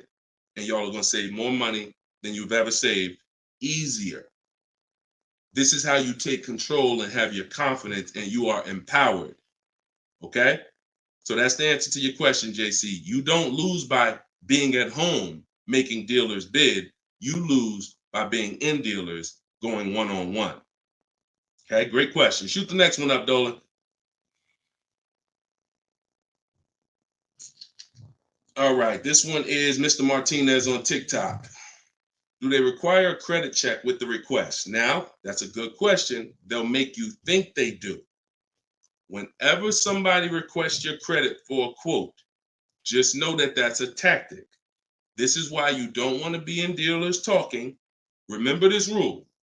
Never talk numbers for a car in the dealership. Okay? Never talk numbers in the dealership. You want to only test drive the car. Now, it's a little different with a used car. New cars, leases, never talk numbers in the dealership because you have no leverage there. It's continuing to go back. You have no leverage inside the dealership. Now, when you are requesting your quote, you're going to the dealership site. In my book, my book is called Cars from Home, 7 Steps to Saving Time, Money, and Avoiding Dealerships. Everything that I'm teaching y'all is out of one of those 7 steps. Now, when you get to the point where you're getting offers, we're not using third-party websites because dealers pay for those leads. We don't want dealers paying any extra money to a company to get in touch with us. We want to go direct to dealers' websites. This takes 20 minutes. If you do it my way, you're going to the dealers' websites. In my book, I have a link to the dealers, each brand. You put your zip code in and it'll pull up all the dealers. Now, as you go to these dealers' websites, you're doing a copy and paste. Copy and paste. And now, what are we saying in that first message? What we want, what we're looking for, when we can purchase. We're not talking about numbers yet. We just want to see who has a car. Now, once we see who has a car, now my strategy that I like you to start using, and some of you who have my book, you've used it already, is the 25 to 5. 25 to 5 is when you're connecting with 25 dealers online, and the goal is to get 5 offers. So, and the reason why we get 5 offers is because 80% are overpriced. So 4 of those 5 offers are usually going to be overpriced. That's when you know you did it right. So when we're getting our quote request, one dealer might say, I can't do it without credit. One of the things we say when we're requesting quotes for a lease is assume tier 1. Now, for those of you who are purchasing, not leasing, you're going to request quotes all in, taxes, fees, everything in. Now, there are people who are going to try to knock you off your game. Some of you know, if you have my book, I have scripts for everything they're going to say, because I used to have to use these templates. You're going to hear stuff like, oh, we need you. When can we get on the phone? Can we just have a quick phone call? My script for that is, I'm going to be handling my whole process from home. I'm only going to be talking to the person who actually makes the best offer. And then you always end with a question. So you will always ask. You never want to end your communication online just end with a statement, because they're trying to get you on their agenda. You're trying to keep them on our agenda, which is, you're either going to let me know what car you have. Do you have a car that matches what I want? Second, once I confirm you have a car that matches what I want, can you give me an offer for it? That's what we want. And everything we do is to stay on that agenda. Does that make sense? When you're leasing and you're buying new cars, you have to have an agenda, because, again, I'm trying to teach you, I want you shopping with strategy. I've been doing this, helping people since 2021. We've helped over 8,000 people, probably 6,000 with my book, another 2,000 with our video program. So this we know works. I'm not telling you something that I'm hoping works for you. You just have to do it. But what you're going to have to do is stick to the agenda and realize that my only two purposes is to find out, does a dealer have a car that matches what I want? And can you make me an offer on it? That's it. And now I have scripts in my book that do that. For all of you who just came on, this whole show is sponsored by my new book, Cars from Home. And you can get your copy for 75% off. It's normally $97. It's a digital book, because I need to update it as things change in the market. And if you got a print book, if I printed a book and now I mailed you a book, now you got the book and it works now, but when you go to use it a year from now, some things may change, some websites may change and whatnot. Now you got to buy another book. So this book is a one-time, you get upgrades as I upgrade it, and I probably updated it at least 4 times since I launched it. So get your copy for 75% off in my TikTok bio, but you only got 30 minutes. Once 30 minutes passes, it goes back up to $97, which is still a great price, by the way, because you're going to save thousands of dollars using it in my Instagram bio and my TikTok bio. So you're never getting to the point, Mr. Martinez, where you are giving a person an opportunity to run your credit, because everything you're doing is at home requesting information. So as long as you get into the business of being at home, writing and requesting prices, and seeing which dealer is going to offer you the car for the best price, you're never going to be in a position where you need to be giving your credit, because there's no reason. And if you give your credit, you really fell for the game, because now they locked you into them, which is the goal. So no reason for everybody, no reason to give credit to give somebody our credit to get an offer. All right, go ahead, Dolan. Next one. Type your questions. I see a lot coming in from Instagram. I'm in the dealership right now. Vital on Instagram. Keep that up, Dolan. Vital just said I'm in the dealer right now. Now, if you're there negotiating, then you're never going to get the best deal. You're never going to get the best deal. Understand, y'all, I'm not playing games. For those of you who don't understand what we really do here, like, this is Greg right here. Greg used our strategies. He got a $56,000 Kia EV6 win. He got it for $527 a month on his lease, no money down. That's through bids. That's not through negotiations. Danielle's lease, $44,000 Audi A3. She got it for $550 a month, no money down. You know, this is on a purchase here. Sean bought. And some of you may have these cars and look at your payments and you're going to say, Dag, Deshone, I got that same car, man, and I ain't get that price. That's why I'm trying to tell you to listen. And like, we're not regular here. And sometimes I think, like, I'm not the public. I could be in the car business making $200,000-$300,000 a year if I wanted to. This is not God's plan for me. I'm trying to give you the game but you got to understand who I am. This ship has sailed. We've been doing this for thousands of people since 2021. If you just now here and you just finding me and you haven't used my stuff yet, like, you missed it, but understand, don't keep missing it. This Sean, he got this F-150 Lightning XLT, $73,000 truck, brand new truck. He saved over $20,000 getting bids my way. And the people who learn from me, they're never going back to the old way. They never going back to negotiating and deals. It only take one time for you to use what I'm telling you and see how quick you buy cars and see how much money you save to realize, oh shoot, I'm never going back to that old way of car shopping again. All right. So if you want to do it, you need to leave that dealership. Unless you're just there to test drive, that's different. So Instagram. Considering leasing a car, but feels like it will keep me constantly having a car payment if I choose to keep leasing at the end. Could you please explain the strategy to leasing versus financing? Absolutely. So when you're leasing, so this is a great question. Somebody said, look, if I lease, I'm going to always have a car payment. That's absolutely true. And so there's two totally different ends of the spectrum, y'all, when we look at how we acquire cars and get the best deals on them. One is a lease.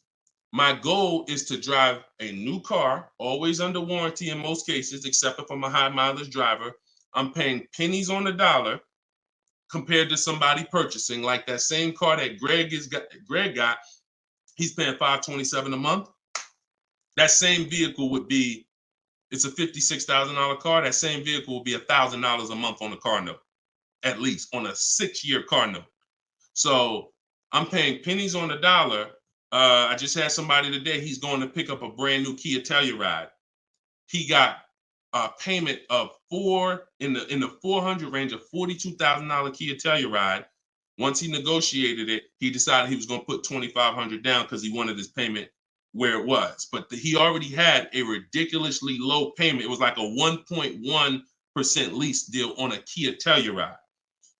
I told him, I said, you know that same Kia Telluride, $42,000, that would cost about $800 a month to purchase? He said, yeah, I know. I used to buy one. I used to buy mine. He actually had one. It got totaled. So he knows how much he was putting into that vehicle before he actually figured out he's not an 8-year person. So if you're not keeping your cars 8 years, you should be shopping for aggressive lease deals because it's pennies on the dollar. And we shop with bids because it's easy. It's fun. We're in control. And that's the way we do it. Now, the other side of the spectrum are long-term vehicles that are going to be what we call a keeper. If anybody who has a keeper in their household, type a K. If you have a vehicle in your household right now that you've had for more than 8 years, type a K. Type a K. Type a K. As you come in, y'all, if you're on Instagram, could y'all hit that paper airplane? It looks at the bottom of the screen. It allows you to share this broadcast with your friends.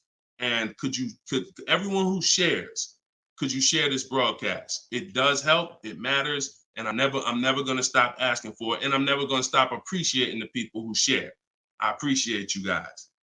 And your friends will appreciate you more than anything, more than even I appreciate you. When you tag a friend who doesn't know me and they're car shopping, they'll appreciate you more than even I appreciate you.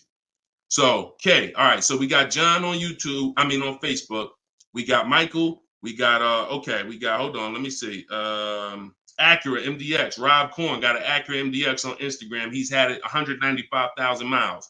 So these are what we call Derek on TikTok, Donald on TikTok. These are what we call keepers. These are vehicles that, again, someone asked a question about understanding if I always have a car payment, if I lease, can we please explain the strategy of leasing versus financing? I just told you the benefits of leasing. Now, all those benefits come at a price. Now, the other side of the spectrum is the long-term keeper vehicle where now we have outlived depreciation because the unseen expense is the one that's killing you. The unseen expense is depreciation. When you buy your car today for $30,000, tomorrow it's not worth $30,000, right? Tomorrow. You can buy a car today for $30,000 and bring it back to the dealer tomorrow. They're not just giving you your $30,000. You've lost money in 1 day. That's depreciation. Now you can sit that car outside your house and you can have that car, you don't drive it 1 mile. You never even touched it. And you go out there and a year later, is it worth 30,000? No, right? You never told, but Deshone, I didn't even drive it. But you understand, it's not worth 30,000 anymore. It sat there for a year. Now it's probably worth 24,000. That's depreciation. So some of you have been trained to think, oh, well, I buy my cars because I don't want to pay for the mileage. What I'm trying to get you to understand is when you understand depreciation, you're going to see not only do you pay for the mileage, whether you buy or lease, you pay for the car whether you drive it or not when you buy. Does that make sense? Type clear if y'all are clear so far on this, on these principles. Because it's bad information that's been fed to you for all these years that, oh, you know what? I like to drive as much as I want. Oh, I like to do everything and I don't want to pay for mileage, so I'm going to buy.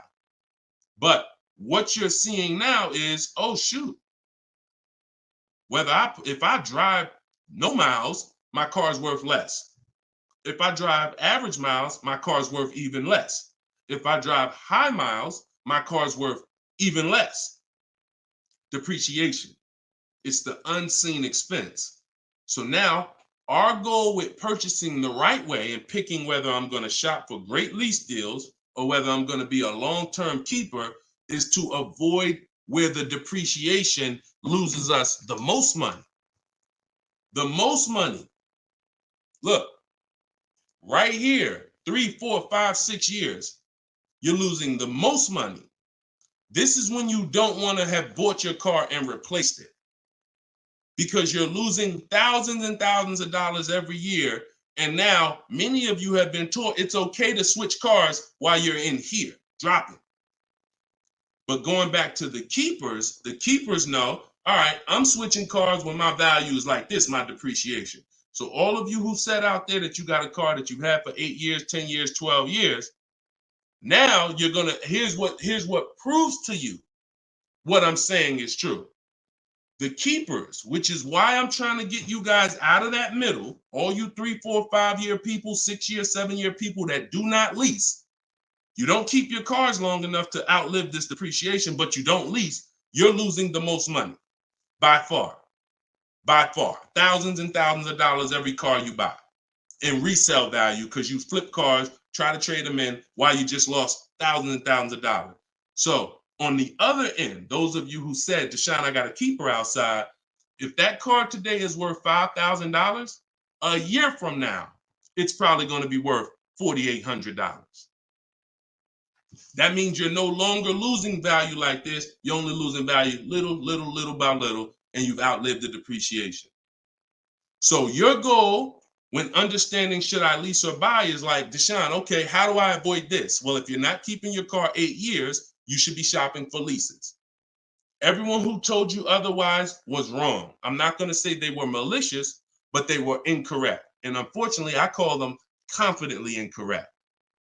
Dangerous. Dangerous. Being confident and incorrect is dangerous to you and others and everyone who's going to listen to you. So I'm telling you the truth based on numbers, that shopping for lease deals is here. If I'm not keeping my cars 8 years, I need to be shopping for great lease deals. If I'm going to keep my car more than 8 years, then I'm going to purchase and I'm going to make sure I get a car that's going to last 8+ years so that I can outlive the depreciation and win with long-term ownership. But I'm not stuck in the middle. Clear? Clear? Everybody clear before we move to the next question? JC said, my man hitting on all cylinders. I appreciate you, man. This is what we do, man. I've been doing this since 2006, man. I'm not new to this. I've been helping people save money on cars and make dealers bid for their business since 2021. And that's what I'm known for. Here in New Jersey, people know when I had my brokerage, Deshone is the person that helps people save money if you listen to him. If you don't listen to me, God bless you. I wish you the best. All right, so for all of you, cue the next question up, y'all. For all of you who just jumped on, this whole show is sponsored by my new book. Everything I teach is out of my new book. It's called Cars from Home, 7 Steps to Saving Time, Money, and Avoiding Dealerships. It's normally $97, but as part of our launch, you can get your copy for 75% off. It's a digital book. It'll be in your inbox in literally 3 minutes. And if you're on TikTok, you won't leave the broadcast, so you don't have to wait until the show is over to click the link in my bio, get your copy, and then you can come back and listen to the rest. Same thing on Instagram. And we got something in the comments for Facebook and YouTube. You guys can click the comment section, or if you're watching us on television, you can scan the QR code with your phone. All right, let's go, Dolan. Shoot that next one up, brother. Let's keep these questions coming, y'all. Keep typing them. And again, we're live right now, Wednesday. This is our Wednesday 12 p.m. live stream. I want to make sure I keep saying that because we broadcast these shows all day long so that some of you could tell your friends if they missed the live show, they can still see the broadcast. But right now, it's Wednesday, and this is our 12 p.m. live. So ask your questions. This ain't a rebroadcast. JC said, could you please share with us your insights on how to best eliminate dealer add-ons, addendum lists from the deal? Example, windows etching, low jack, nitro in the tires, Scotch guard, okay. You name it, whatever.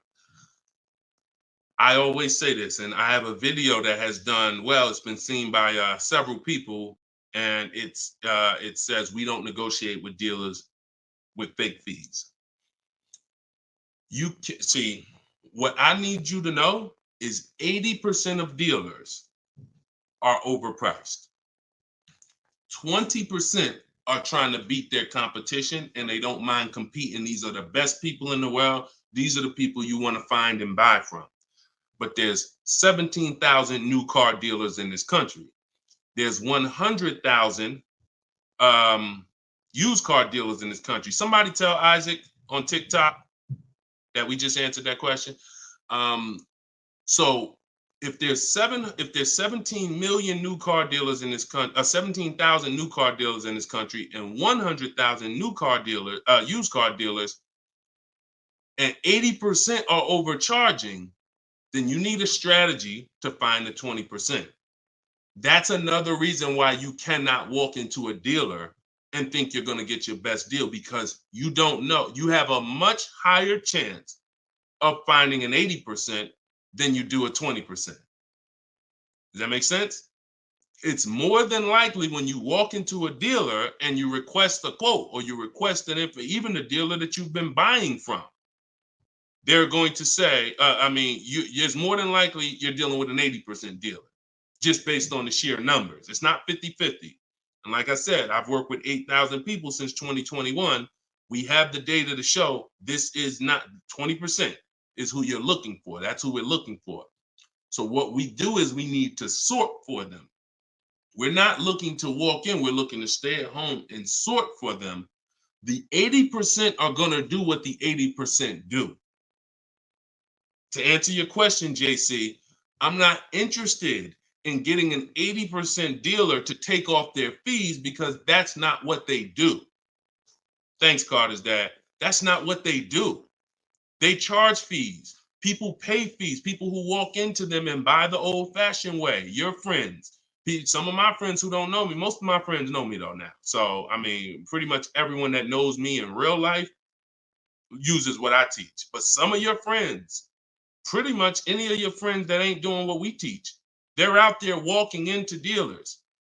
And the 80% are going to do what the 80% do as long as people keep paying it. As long as people, all right, man, well, look, you're going to have to take some of that off.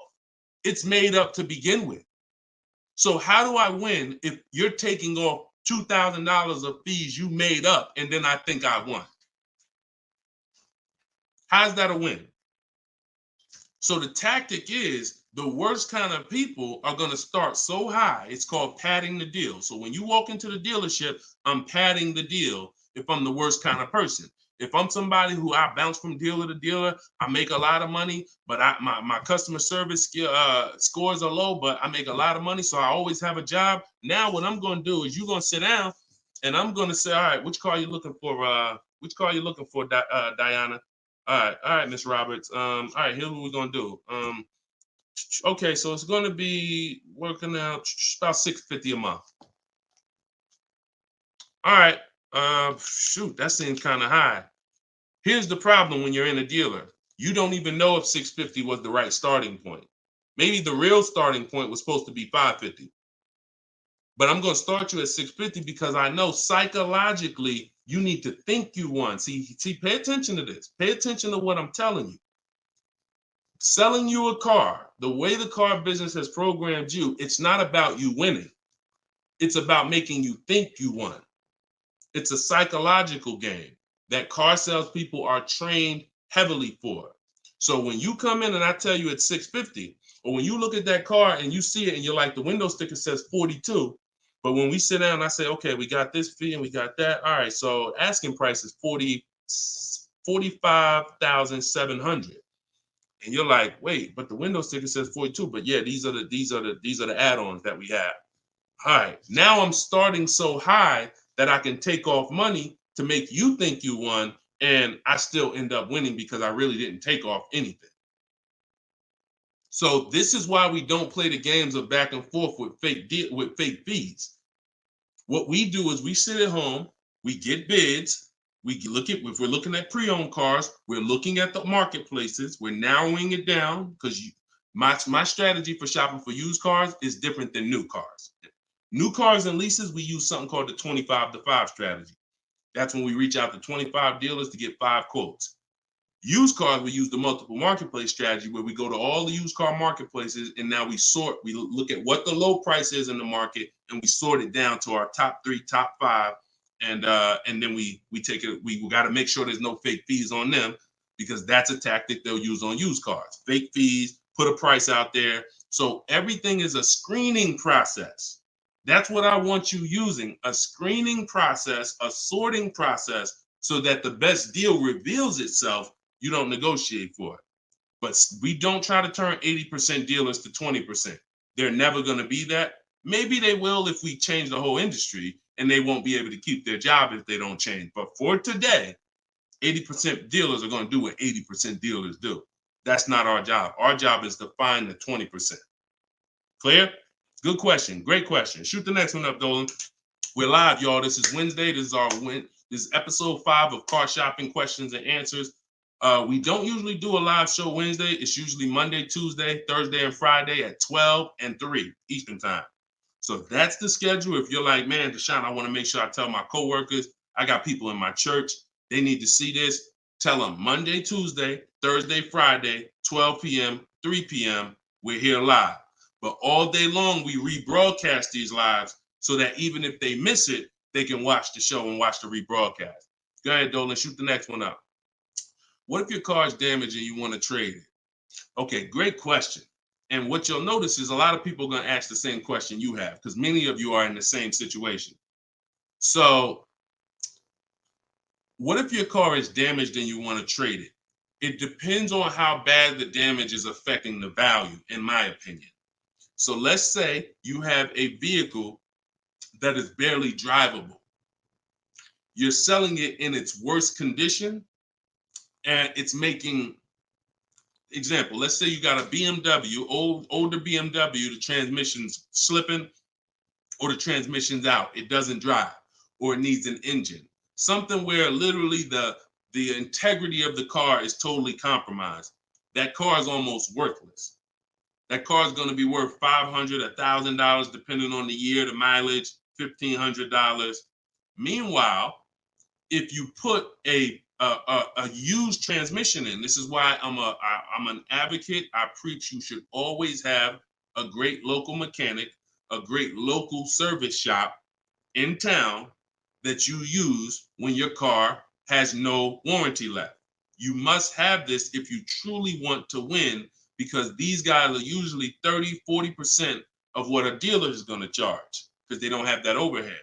So what I'm doing, if I got an older BMW, no transmission, a Nissan, no transmission, I'm going to get a transmission from a salvage yard and get a used transmission, a used engine, pay $2,500, drop that in, and then sell the car like that. And I can tell you that that's what my father did. Like my father bought a GMC Envoy in 2009, maybe 4 years after he bought it in 2013. So it was 4 years old when we got it for him. Then maybe 3 years after that, the engine went. So he got a used engine. He's been driving that car since like 2017 with the used engine, and he's getting ready to sell it, and he'll probably get $4,000 or $5,000 for it on Facebook Marketplace because he's a low mileage driver. So you see how literally he could have went from switching a car when it was in its worst condition, taking a loss for it, versus investing the right money with the right person, getting the right engine, right transmission, drives it for a couple more years, and then can still pull a couple $1,000s out of it. Y'all clear? Y'all see how? Y'all see how? Type dollar signs if you understand that. That's the win right there. Not taking the loss and saying, all right, let me just get out of this car, it doesn't drive, and just taking the L. Big financial loss. Now, if you don't have major damage, then I wouldn't say fix it. If you're gonna go and you got a couple nicks on the car, then it might cost you $500-$600 to get the nicks touched up, but then the value of the vehicle only changes by $500-$600. So it was really a wash. You put 500 out, the car's worth 500 more. You want to only repair stuff that when you spend the money, you get double back what you spent. I put 2,500 in, it increased the value of my car by $5,000. And that's typically my opinion and my rules on how I like to operate when it comes to damage. Yes, I'm actually live right now. And why is your name the Auto Advisor? We got the Auto Advisor on TikTok. Go ahead, shoot the next one up, Dolan. All right, this one from YouTube. Alberto Romo. My car has some equity. Dealer called me if I want to trade for a new one. Car has less than 30,000 miles. Should I do it? Who's getting calls from dealers right now begging them to come in and look and let them buy your car? Who's getting calls? Who's getting emails? Who's getting letters right now from dealers? Fancy Girl Kiki said me. You're getting calls. You're getting calls. You're getting emails. You're getting letters. Hey, Ruben, we'd love to buy your car right now. Hey, Isaac, we could get you out of your car early. Come in right now. A lot of you, right? I see a lot of you. The reason that's happening, look, he's saying lock on Instagram, me. So the reason this is happening, y'all, is because they're depending on you letting the dealer be your first offer for your car. Now, see, dealers know they're getting outbid right now. They're not able to buy as many cars as they used to because people are getting used to. I mean, it's almost a curse word in my book. We don't use this word. We don't use the word trade. And some of you who have seen me in the past, you know we don't use the word trade. There's only one scenario where we need to trade, and that's if we have too much negative equity. The reason why we don't trade is because trading is not a bidding system. There's 3 transactions that you've been trained to give to a car dealer. One is buying a car from them. That's its own transaction. I bought a car from you.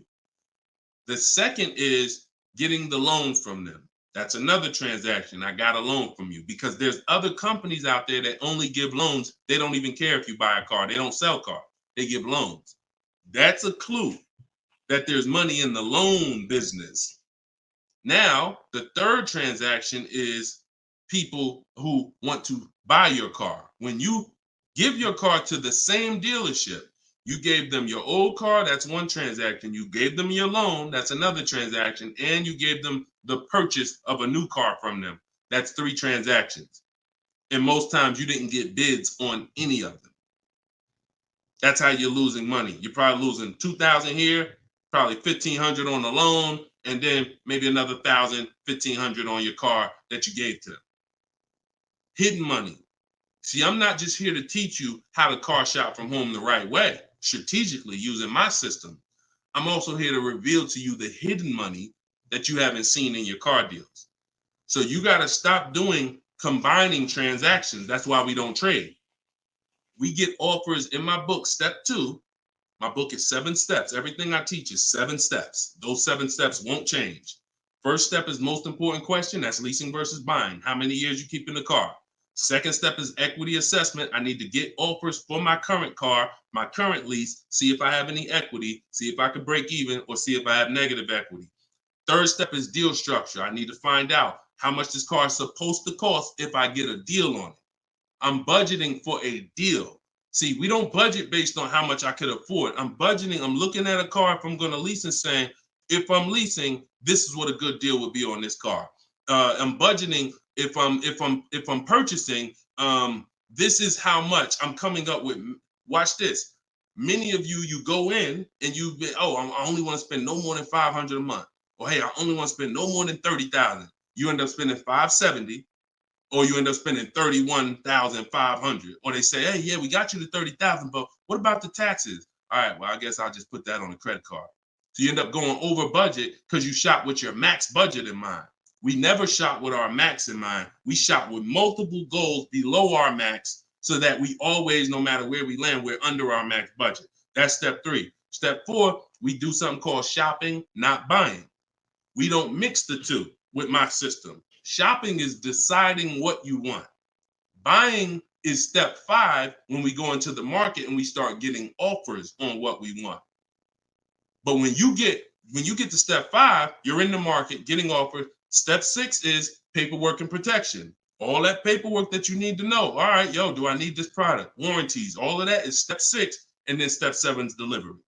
So everything I'm teaching you falls under one of those 7 steps. And I'm trying to get you to use a system instead of winging it. If you don't wing it, you'll be fine. But step 2, Alberto, is the equity assessment, where you're getting offers to find out what your car is worth. You can give the dealer an opportunity later to beat it, but you need to know. That's why we don't respond to those. Hey, come on in. Let me look at your old car. Let me buy your old car. Hey, come on in. Let me see. You need to call your bank for a payoff, and you need to go to CarMax, Driveway, Carvana, Kelly's Blue Book Instant Cash Offer, AutoNation, Sell My Car, Car Guru, Sell My Car. Take you 20, 25 minutes to do your equity assessment, and you got real cash offers that you'll know if I have equity in my car, and you'll know these people can cut me a check in an hour. And now let me go prepare to shop for my replacement car because these companies already bid on my old car. Type clear if y'all are clear on that. That's the equity assessment. That's my 7-step system. That's why my book is called Cars from Home, 7 Steps to Saving Time, Money, and Avoiding Dealerships. All right. All of you could get a copy. You could get your copy for 75% off. It's normally $97, but as part of our launch, you can get it in my TikTok bio for 30 minutes for 75% off. Once the timer goes back up, once the timer expires, it's back up to $97. So get your copy before the timer runs out. Same thing with Instagram. Go to my Instagram bio. You'll have it 3 minutes and you come back to the show. And if you're on Facebook or YouTube, we got links in the comment section for you. All right. Great question, though. Look, go ahead. Shoot the next one up, Dolan. Oh, it said, this man, bro, spitting gold fire for real. I hope this isn't going over anyone's head. Me too, bro. Listen, me too. Keep that question up. Fancy girl Kiki from TikTok. But me too, bro. Like, I'm sitting here, man, and I pray every day that the Lord help me to look. I want you to even see. I gotta unlearn. That's why I represent this brand. I got to unlearn. Like, I have been programmed, and the people who programmed me have actually programmed me because they make more money by me staying programmed. So some of you, it's unfortunate, are not going to spend $24. You're not going to spend $24. Now, I had people get the book for $97. It's people that might be on here that say, man, I got the book before we even had this sale. $97, but some of you are not going to spend $24 to get the book. But you want to go into a 5-figure transaction, a 5-figure, $10,000, $50,000, $100,000. Some of you who are buying luxury vehicles and exotics transaction, but it's something about not, and that's just unfortunate. All right, fancy girl Kiki from TikTok. Is it true that you can have your down payment go towards your payments? So, all right. So when we're working out our loan, again, this is still combining the loan and the purchase of the car. Because when you're actually trying to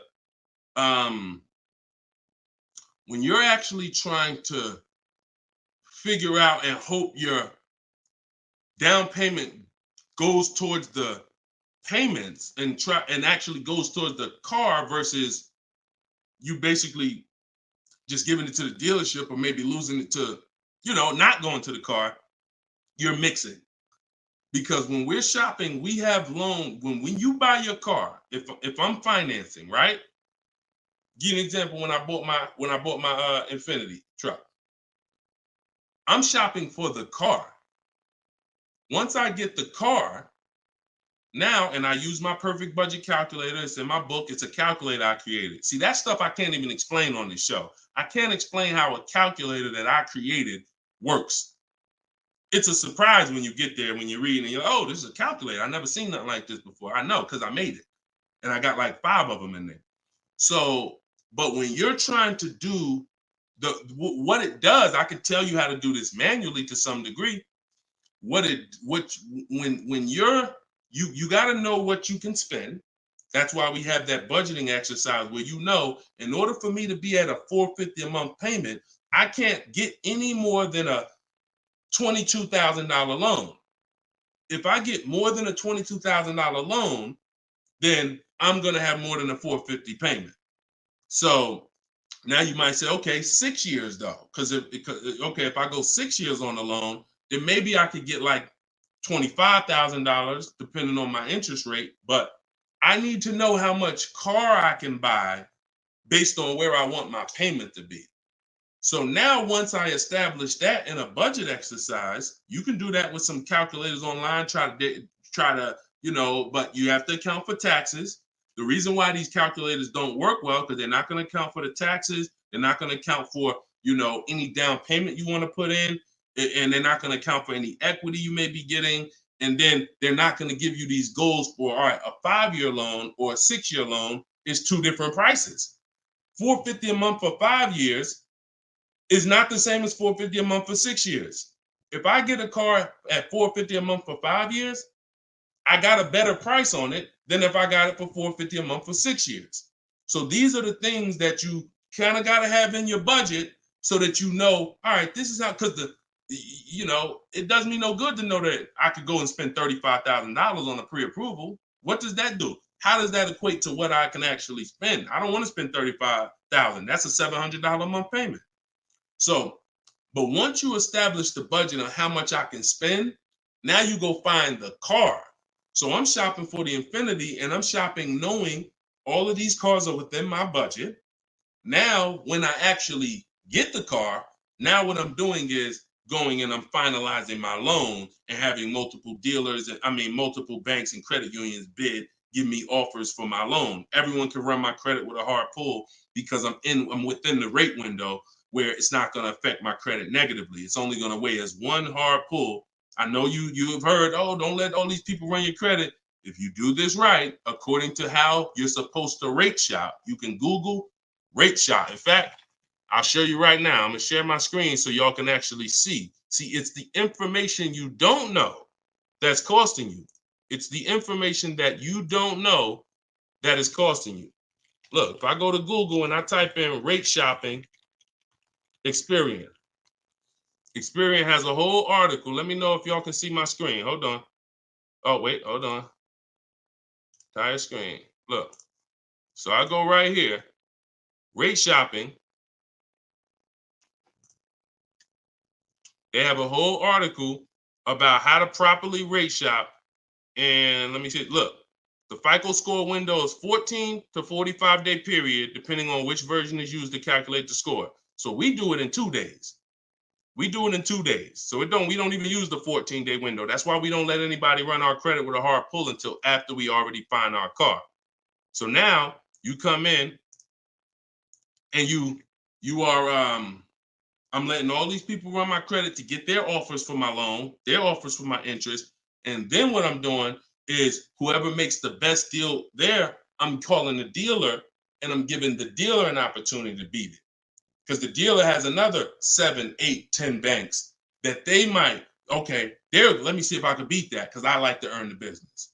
And that's what I call the bank bidding war blueprint. So I'm putting that when you get my book, you actually get the bank bidding war blueprint because I haven't combined it with my book yet. It's going to take me probably about 30 days to combine it into my book. So I just send the book and I send the bank bidding war blueprint. That strategy right there is called the bank bidding war. So we're not worried about if our down payment's going to go to the car because our loan is always worked out with the bank, not with the dealership. Okay? Separate these things. When you start separating these things like I want you to, you're going to see I can't get into the same trouble I used to get into. Okay? Go ahead. Shoot the next one up, Dolan. Great question. Are you even actively selling cars or are you just selling books now? No, we're all in the education business. I haven't sold cars since 2020. TikTok, what's the best way to approach a used dealership? From home. All the marketplaces. So you don't want to, if you're shopping for a used car, you cannot afford to miss a place where a used car is. What does that mean? Car Gurus, Auto Trader, Carfax.com, CarMax.com, Carvana, Driveway, eBay Motors. There's 8 marketplaces that we use. Vroom used to be on there, but Vroom's out of business now. So, and we don't use, people will say, why don't you use Auto Tempest because it pulls inventory from all that. We don't use a third-party site because what it's doing is pulling, it's not going to pull all the inventory because no one's going to give this third-party site permission to just pull all their inventory and now people start going to the third-party site instead of coming to them. So we just go direct to the marketplaces.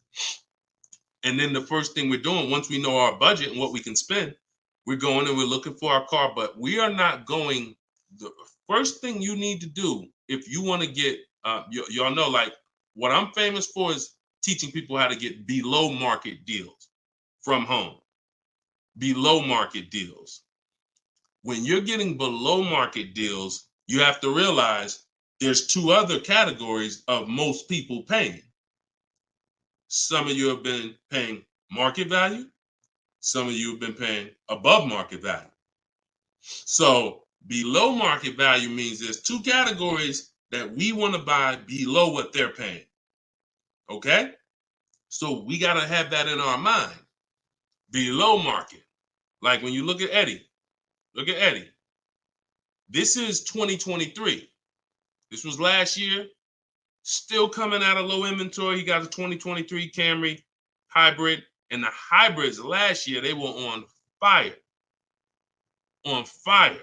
Like, so they were still charging $2,000, $3,000 over sticker price for the, he got $2,086 under MSRP getting bids. That was his lowest bid.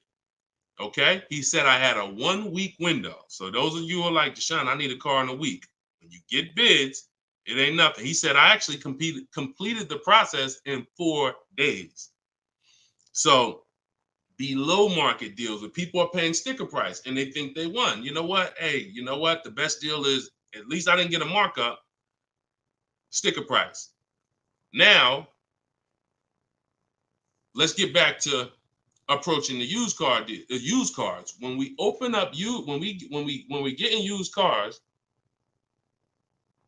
Oh, wait a minute, yo, banana dad, you funny, man. So when we get in used cars, so our goal before we could get a below market used deal, we have to know what the market prices are. So when we open up those marketplaces, the first thing I want you to do is look and sort from lowest to highest prices on all of them. Lowest to highest prices. Well, the first thing we actually do is start an account.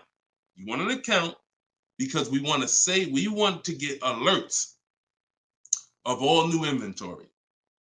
So we start an account on all the marketplaces that we can start an account on. Now we're going to look and sort from lowest to highest, and we're going to look and see what the low side of the market is. Low side of the market, low side of the market. Now I might say, okay, the low side of the market is about 22, 23. If you're doing it right, you're always going to have prices that are $3,000, $4,000, $5,000, $6,000 more. If you don't see that type of spread, you're not doing it right. So now we know this is the low side of the market. Now here's what comes with the low side of the market: bad Carfaxes, frame damage, salvage titles, sketchy history, damaged cars. That's good. That's what comes with it. What we're looking to do is see where those cars are priced at, and we're looking to be right above them. And from there, we have a particular system of how we're going to sort based on title history, service records, extremely important. We will not buy a used car without great service records. Then we go to accident history. There's a couple different types of accidents: serious accidents, airbag deployed, vehicle towed. All of this is serious accident. I appreciate you, JCAA. Shout out to the sharers on TikTok. Now we go to, then we need to verify there's no bogus fees, because that's a narrowing down. Now that'll narrow us down to like a top 3, top 5, top 7. But some of those vehicles are going to have bogus fees, guaranteed. And this is not always happening day one. That's why I don't want you waiting until you need a car to go shop. I want you in the market early, a month, 2 months, 3 months before you need a car, so that you can watch the market. And when you can watch the market, you have much more leverage. You have much more flexibility. You can say no. You can see where the price trends are, and you can get alerts. Many times, it's the alerts of the new cars that's going to be the car you take down. Because once you know the low side of the market, now you're getting alerts. Every new car that hits the market, boom, soon as it hits, I can look and see, oh, that's priced on the low side. Now I look, oh, shoot, frame damage. Oh, shoot, salvage title. Oh, shoot, whatever. And eventually one pops up and you're like, oh, good Carfax. Oh, good title history. Boom. And now we're preparing to get ready to take that car off the market. We can't test drive used cars until we're ready to buy them, though. That's the only reason we can't do 100% of our used car deals from home, ever. New car deals, we've had people throughout, use my book, in my course, 100%. Dealer delivers the car. That can happen. New cars and leases, 100%. Used cars, we can't. You must go to the dealer. You must see the car. You must drive it. And then that's when you're taking that deal across the finish line right then and there. Okay? That's a overview of what I call my multiple marketplace strategy. If you do that, you win. I mean, there's no guarantees in life. So I'm not here to guarantee, but I am here to say, you haven't had strategy. When you're using strategy and boundaries, you haven't had boundaries or strategy. You add boundaries and strategies to your car buying, 99 times out of 100, you're going to win more than you used to win. All right? Go ahead, Dolan. Shoot the next one up. Does your book teach how to sell and grow? I don't really know what that means. Sell and grow. This one's from TikTok. Do I get a discount for paying cash for a car? No. I know a lot of people told. Who was taught you get a deal for paying cash? Type a dollar sign if you were taught you get a better deal for paying cash. I got the book, the cheat sheets, awesome. Service connected. Don't use the cheat sheet. If you got the book, scrap the cheat sheets. The book is the nuts and bolts. The cheat sheets is an overview. I see you though. Use it. Win. So, all right. So you got Gina VL. You got I don't want to butcher your name, so I'm not even going to try. I see you on TikTok, though. I see Cozy Boy Nesto on Instagram. Okay, Monty. So my question was, who was taught you get a better deal by paying cash? All right. Now, I said type a dollar sign if you've ever heard this. Now, I don't want you operating with bad information. Let me tell you where this came from. And remember what I said earlier in the show. Earlier in the show, I told you, the car business is not about you winning. If you win, great, but it's about making you think you won. And I can only make you think you won based on what you tell me you need in order to feel like you win. So if you come in and say, listen, man, I'm paying cash, man, y'all got to do something better for me. I'm not going to sit here and tell you, well, you don't get a better deal for paying cash. Now, I would tell you, listen, I'm going to be honest with you. You can get this price whether you pay cash or not. So like there is no, but somebody who's like not going to be willing to go and tell you that, they're going to make it look like, all right, I got to make you think that the deal I'm giving you is because you pay cash. This originated from when dealers used to finance cars. There are still people, and you may be one of them, who think the dealer owns your car after you get it. That's why there are people who say if they can't afford a car, they say, man, I'm gonna get a dealer back their car. It's not their car anymore. Unless you're dealing with like a buy here, pay here place where they're actually extending the loan to you, it's not the dealer's car anymore. But back in the past, dealers used to extend loans. They would hold the financing. So if you offered them all the money up front, it was an incentive for them because they knew it guaranteed they get the money now. And it also saved them interest. It saved them, if they were holding the note, then they're still technically paying for that car. And they're like, okay, I could save you another $1,000, $1,500, because you're going to give me all the cash up front. It's not like that anymore. It's not. Literally from the time you leave, the dealership is funded in full in hours. Like by the time you drive off, wire transfer, the dealer is funded for the car. The funds come from Bank of America, Chase, TD, M&T Bank, whoever it comes from, wired to the dealer. From that point, it's between you and who? Who's on the title? Who's the ones calling you if you don't make the payment? Who's the one setting up the car to be taken if you don't make the payment? It's not the dealer, right?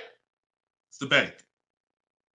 So it's always between you and the bank from that point, which is why you don't get an exactly life experience. You're not getting a better deal paying cash. And that's just because that's the way it's set up. Now, the rare exception that you may see, and this doesn't happen a lot, sometimes there's like a low interest rate. Like when I was with General Motors, we might have like all right, you could get 0% interest, or you could get a $5,000 rebate. Only on a new car though. But you can't do both. So if you had somebody who could pay the cash, maybe if they save more money by taking the rebate than they would if they were to take the loan. So in which case, you're not getting a better deal because you're paying cash. It's just an incentive to, you're getting a rebate. But so those are these are very rare circumstances. So I just don't want you going in and telling you that you heard that from me. And I'm just telling you that's the truth. Like that is the truth. And when you really look at how banking works and how dealerships work and the fact they don't own the car, you'll understand there's no incentive to you paying cash at all. And if you're not investing your cash, see, I want you to also think about what you're doing with your money. Because if you want to pay cash, God bless you. Pay cash. Interest rates are high. Put as much down as you can. Pay cash. Get the loan out of there as fast as possible. You're paying 6, 7, 8, 10%, 12%. Get the loan out of there. Pay it off or make a large down, only finance a small portion of the car. But if the rates are low, which at some point we do believe rates will be low again, or I always tell people in the bank bidding war, you got to check, see if there's any special interest rates. There might be 0%, might be 1%, 2%. So if those instances exist, there are people who your money's invested. You're getting 8% on your money. You're getting 6%. You're getting 10%. You're in real estate. You're getting 15%. It makes no financial sense to take that money that's earning money for you out and put it into a car that is going to lose money for you. That $20,000, $50,000 you put in the car is going to be worth half of that in 3 and 4 or 5 years. 5 years, it'll be worth half. So these are the things I talk about. I don't believe in one size fits all car advice, y'all. That's why I'm always saying it depends on this situation. If you're this type of person, if you're keeping your cars 8 years, you should be buying. If you're not keeping your cars 8 years, you should be selling. I mean, you should be leasing. A lot of people think, okay, Deshone, you talk about leasing a lot. I talk about leasing for people who are not keeping cars 8 years because they've been taught that they should still be buying. But I'm putting you in the strategy that's custom to your life versus what you've been hearing, which is people telling you, hey, do what I do. Only buy used cars, pay cash for them. And that's your situation. So anyway, so all of this is out my book. Cue the next question up, Dolan. We got a couple more minutes and then we'll wrap. All of this is in my new book, Cars from Home. It's called 7 Steps to Saving Time, Money, and Avoiding Dealers. Normally $97. You can get your copy for 75% off for 30 minutes. It'll be $24. And everything I teach is in there. You know, everything that my my students in my video course have had, my coaching. This is the same 7-step strategy that we use to get these below market deals. And I've been showing them throughout the show. So if you just jumped on, like we've been showing these deals throughout the show. All right. Go ahead, shoot the next one up, Dolan.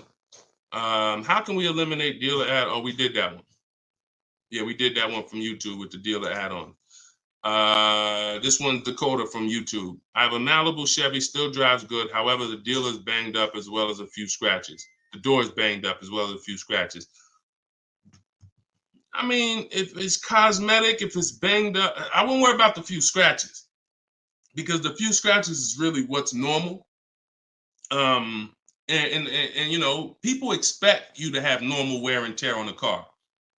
Some people think, hey, if I have a, you know, even with leasing, you're allowed to have wear and tear, a couple nicks, dings, they allow that. They don't expect you to bring the car back perfect.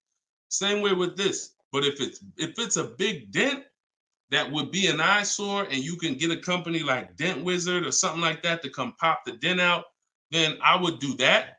That might be $200, but it might make a buyer pay, you know, $1,000 more for the car. Because if I come and I see the doors banged up, I probably want $1,000 off depending on what you asking. But if I come and see you done smoothed it out, now you could ask, and I'm less like, you know. So that stuff that you can put a little money in that gives you a bigger return when you go to sell a car. Okay, in my opinion. Okay, show and tell. I have the book. Is Maps Academy different? Yeah. Maps Academy is my video program. The book is the 7 steps. I have a video library that's 7 steps in video, and then Maps Academy is, you know, my video program, and I coach people. So we do these Zoom calls, so we make sure we answer questions. So I always say, get in where you fit in. You know, get in where you fit in. I don't care how you get the information. Get the information. You want to get it from my free videos on social media. You want to cycle through those. I got hundreds of them. Piece things together.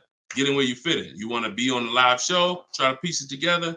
You want to get the book. You want to be in the video library. You want to coach with me. Whatever. That's what I'm saying. It's no excuse. It's no excuse for any of you not to be getting below market deals when the information exists. And it's thousands of people that testify about me. I'm not new here. We got over 2 million followers. If I wasn't helping people, it would have been out by now. Somebody would have wrote by now, oh, this guy don't do what he said. I got thousands of people around this country, testimonials, hundreds that we done just grabbed, boom, boom, emailing us, yo, look at my deal, look at my deal. So it's just, you are just now discovering what we do. But understand, we've been doing this. All right. All right. All right. Go ahead. TikTok. What would be the sweet spot year in buying a used large SUV, Suburban, or Expedition? Much as you could afford. You see, so when you look at quality, this is why I like to have multiple goals. Because what I like to do is I like to have a goal, right? 5-year loan, no down payment. That's one price. 6-year loan, no down payment. That's another price. 5-year loan with the money, you know, I might say, okay, if I have to, I can put $5,000 down. You know what I'm saying? Some of you, that's realistic. That's how you look at it. Man, if I have to, I got $3,000 I can put down. If I don't have to, I don't want to. That's why when you use my perfect budget calculator, which is in my book, step 3, when we're budgeting, we're deal focused budgeting. here's what you want to know.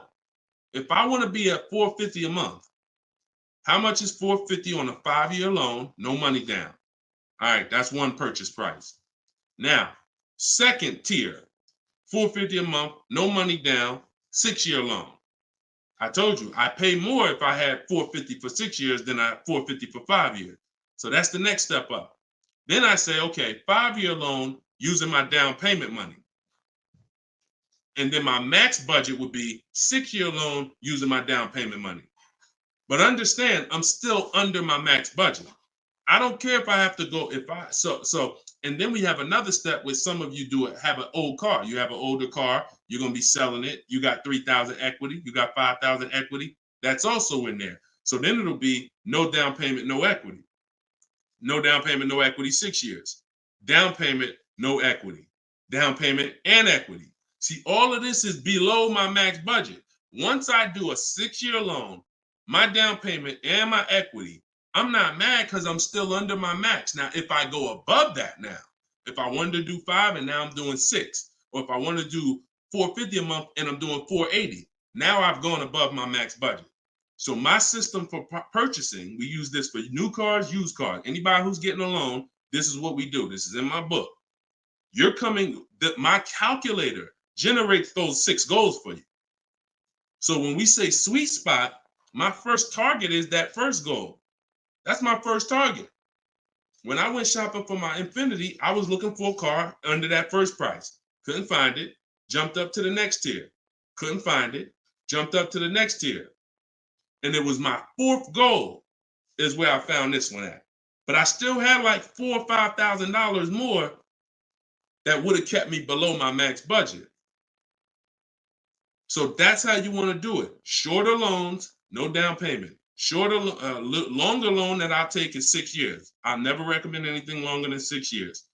And then we start adding those resources that we have to it. And then once we tap out at the top, that's our max budget. 6-year loan, the most down payment money. And then if I have any equity from my car, I'm putting that all into the deal.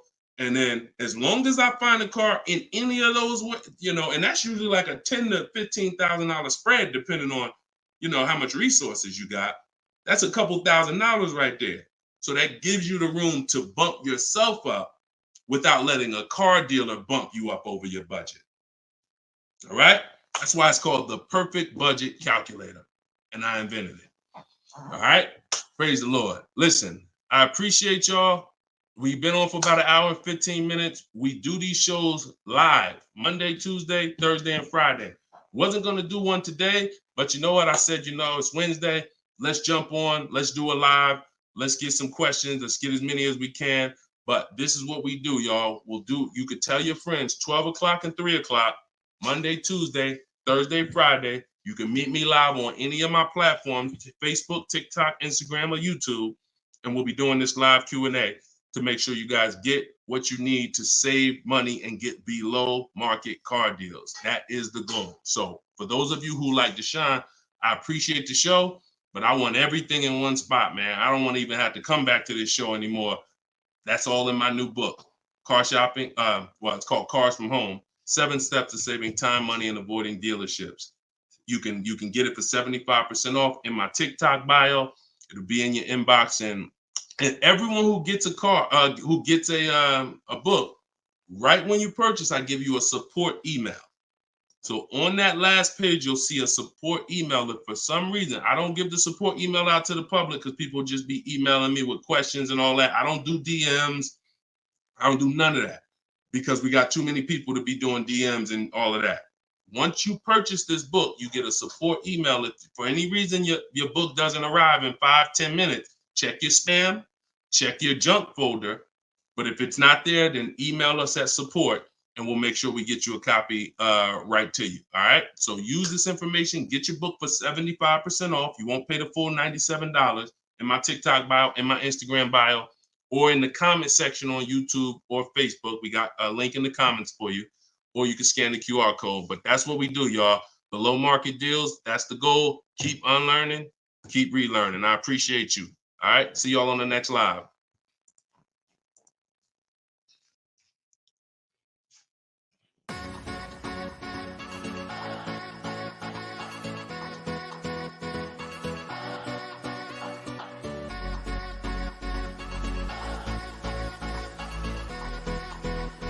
The worst possible thing you could say when you walk into a car dealership. I spent 5 years with Mercedes-Benz, 5 with General Motors, and the worst thing a person could say when they walk in is, if you could just get me to this payment, we got a deal.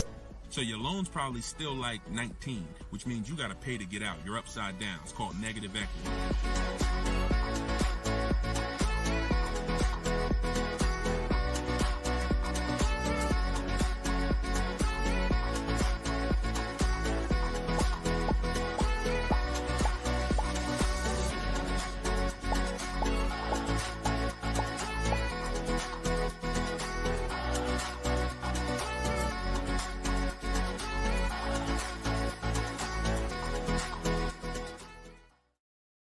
Gail.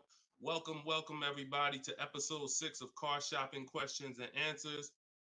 I am your host, Deshone, publicly known as Deshone the Auto Advisor. We do these shows Monday, Tuesday,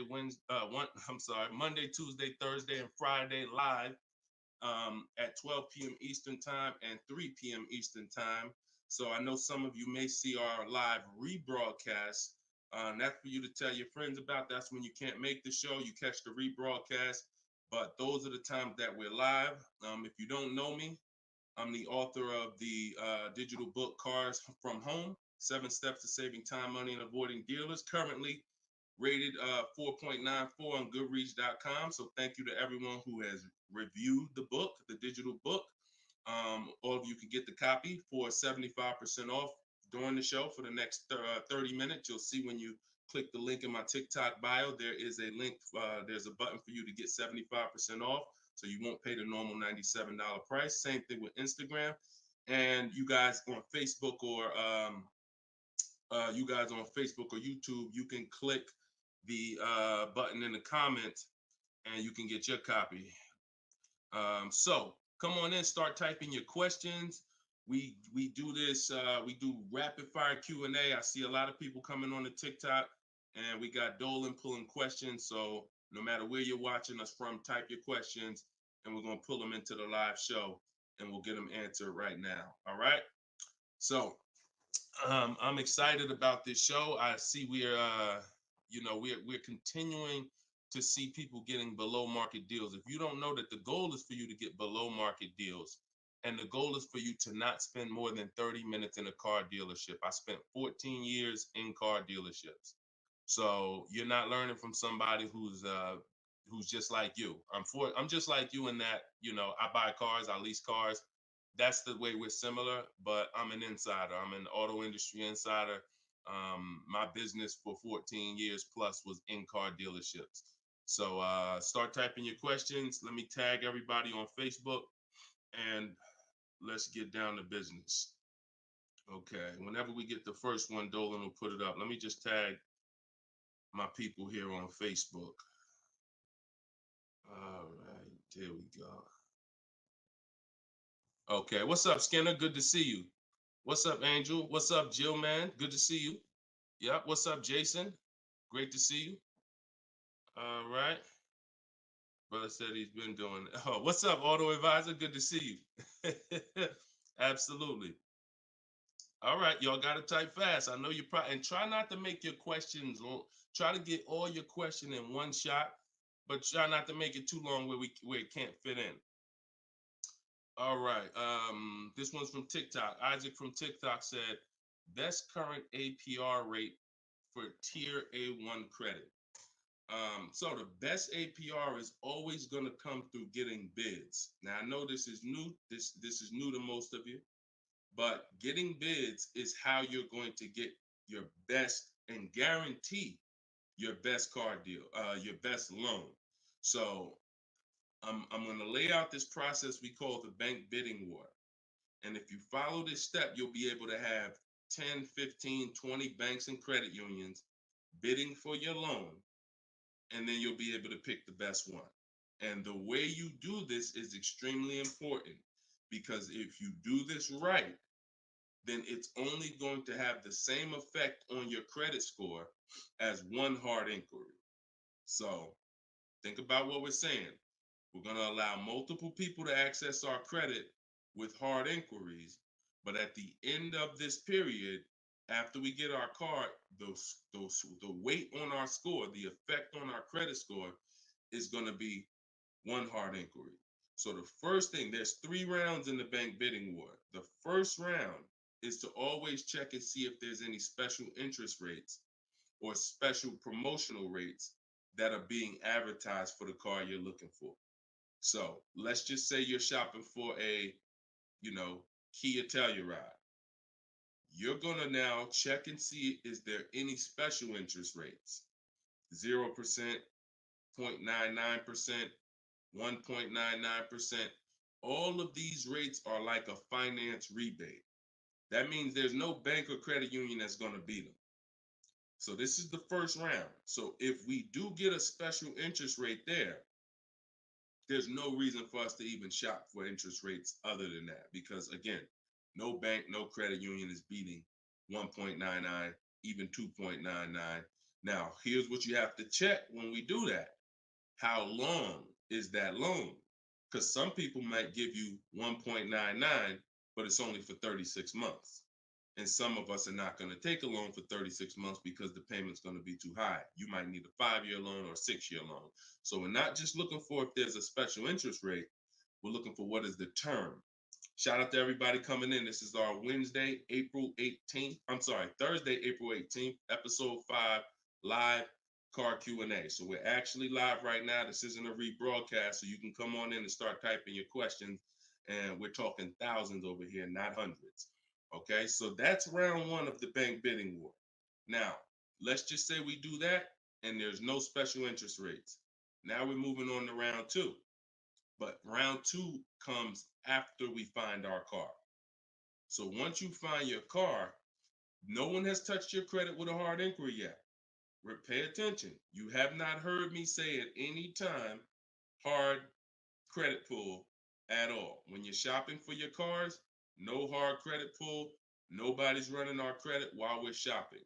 Once we find our best deal, once we find a dealer that's going to sell us the new car for the lowest price, we lock up that car, usually with a deposit, reserve it.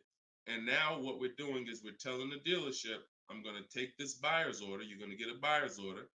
You're going to come home, and now you're going to now the second round of the bank bidding war is about to start. You're going to come home. You're going to call your bank if you have one, or your credit union. This is when you're going to let them access your credit. Because if you've ever tried to actually get a bank to tell you what the interest rate would be, like a pre-approval, many of them, and if you've experienced this, I want you to type a 1, many of them will say you need to have a car first, right? If you've experienced that type of 1, you call your bank, hey, I'm trying to get a pre-approval. They're like, okay, well, we need the information on the car. And you're like, well, I'm trying to get the pre-approval so I can go get the car. So that's why we don't follow that process of getting a pre-approval beforehand. Look, Marinette, you've experienced it on Facebook. So when we look at having the buyer's order for the car that we reserved, you have everything you need now. You have everything the bank could want. And you're now going to call your bank, or if hopefully your bank and credit union has a website, you could do this all online. And you're going to get as many approvals, offers as you possibly can. In my book, I list a couple: your bank, your credit union, online banks, Lightstream, community credit union, everybody who can lend in your state, you want them bidding. This is very important because some of you haven't been trained to see. My job is to not teach you just how to buy from home and make people bid for your business. My job is to show you everyone willing to listen. If you're willing to listen, I'll show you where the hidden money is in your car deal. The money you have not been trained to see, or the money you've been trained not to look at. And the people who have trained you not to look at this money are usually the people that's making the money. So you have to see that one point. Let me give you a scenario here.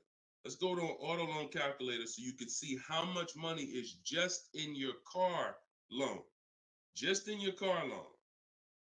And we're going to do a couple different interest rates so y'all can take this serious and you'll see why you need to be getting multiple bids for your interest. So if I'm buying a $30,000, if I'm looking to borrow $30,000, let's take $30,000 for an example.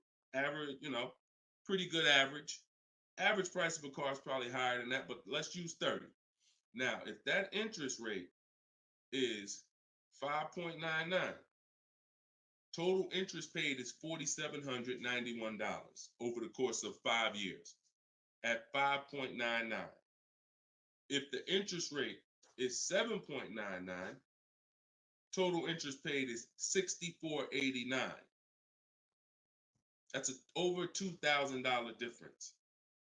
2 points, $30,000 loan. Now, some of you are going to be borrowing more than that. Some of you are getting $50,000 loans. Interest at that same 7.9 on a $50,000 loan is $10,815 over 5 years. Now, if you can get 2 points less, 5.99, interest is $7,984. This is $3,000 difference.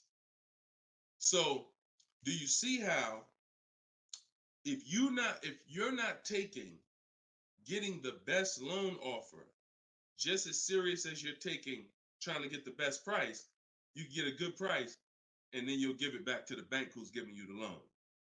So this is why we get bid. So we're now going to let all these people run your credit. This is when you do your hard inquiry. You don't do it before this. Hard inquiries, credit unions, online banks, your bank, your credit union, everybody's bidding now. And now what you're going to do, once you take the best offer from that round, that's round 2, that's when you're going to call the dealer and you're going to tell them what that best offer is and see if they can beat it. Because the dealership has another 7 to 10 to 12 banks that they're going to be competing to try to get your business. So this is the bank bidding war. So when I created this product, and if you do this right, as I said, what I know you were taught, who was taught, be honest, we're live right now. This is our Thursday, 12 p.m. live. Who was taught, don't let people run your credit. When you have multiple inquiries, it lowers your credit score. Who was taught that? Type me if you were taught that. Don't let people run your credit. You can't have all these people doing hard inquiries or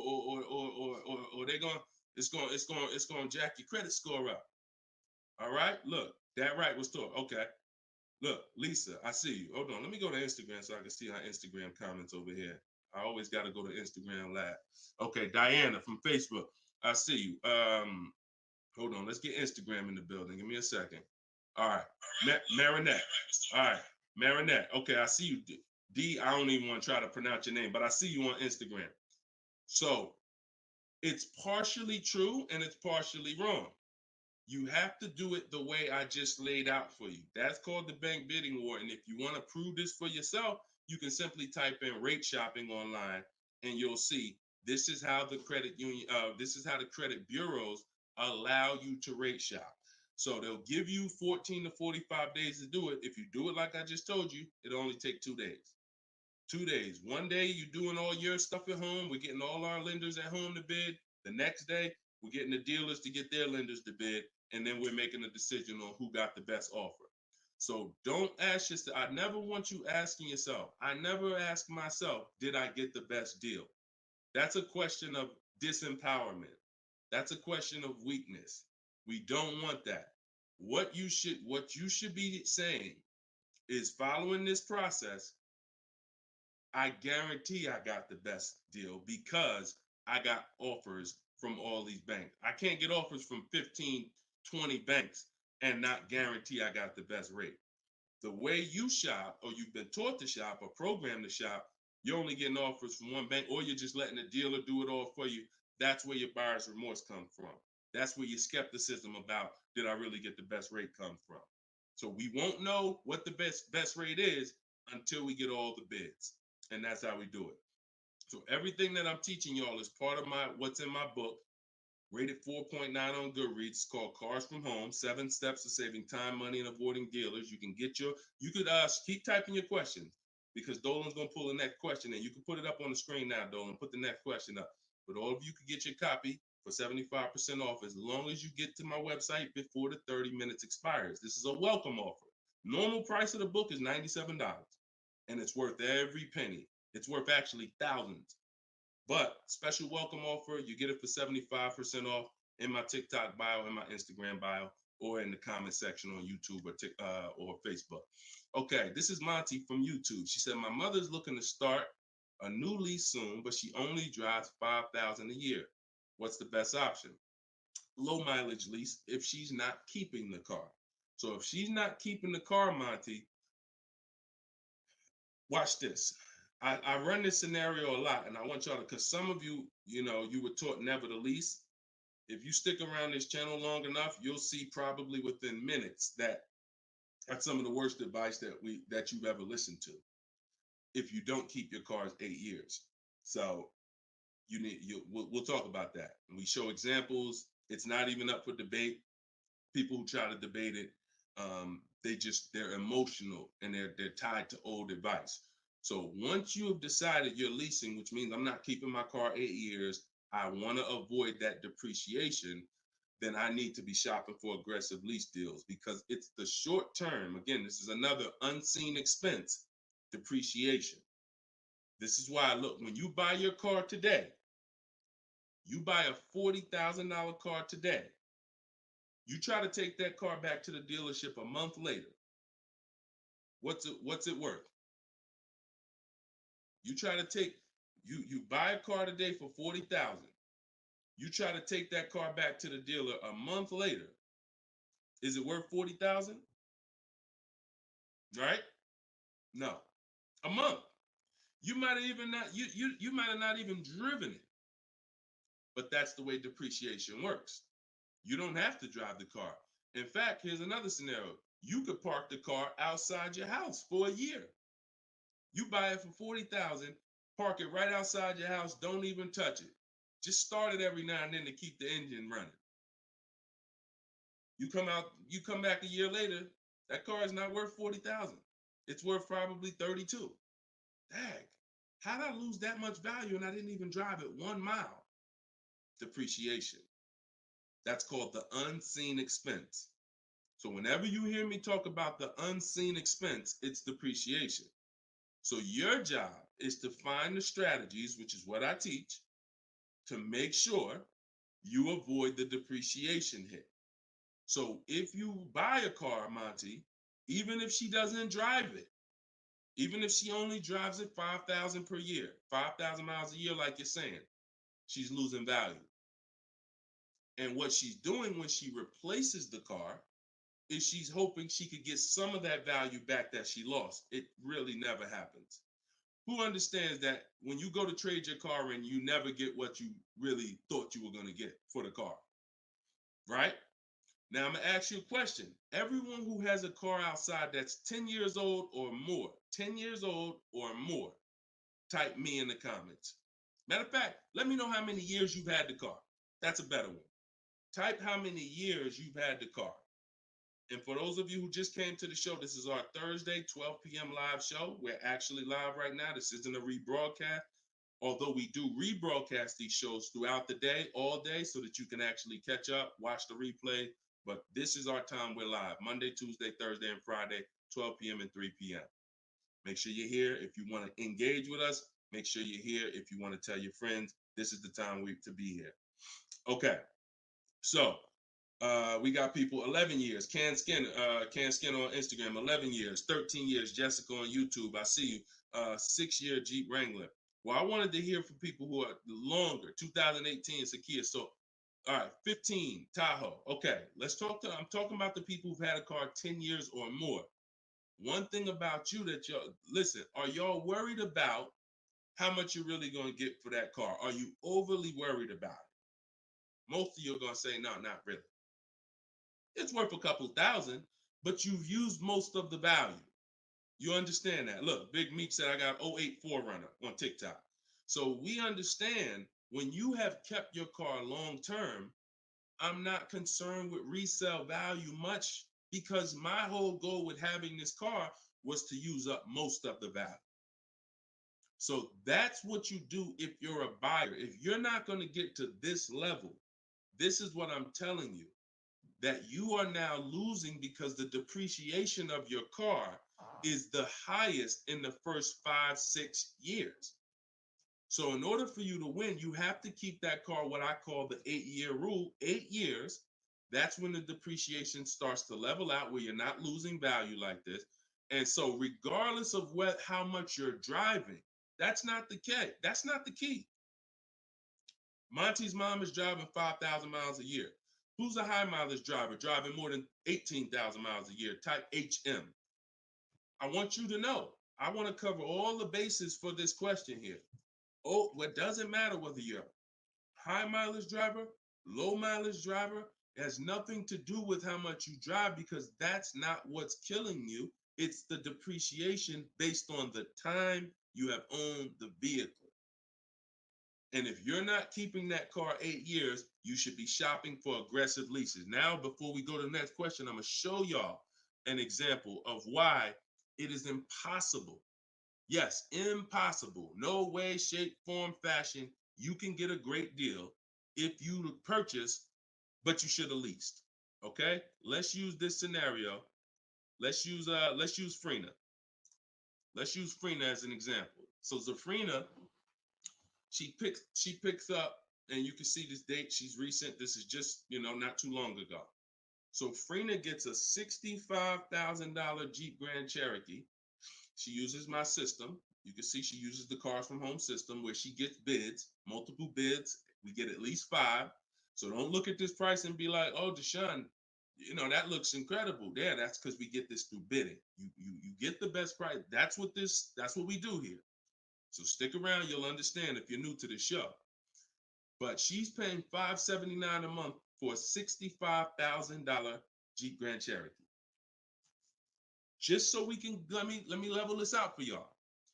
If she pulls up to someone who decided to purchase because they didn't understand leasing, or they was taught never lease, so they're going to go in, they want that same truck as her. Let's just assume they got a ridiculous, how much is a great discount on this Jeep? I want to use your numbers. Type in the comments, what do you think is a great deal, a great discount? She go in just but don't be realistic though.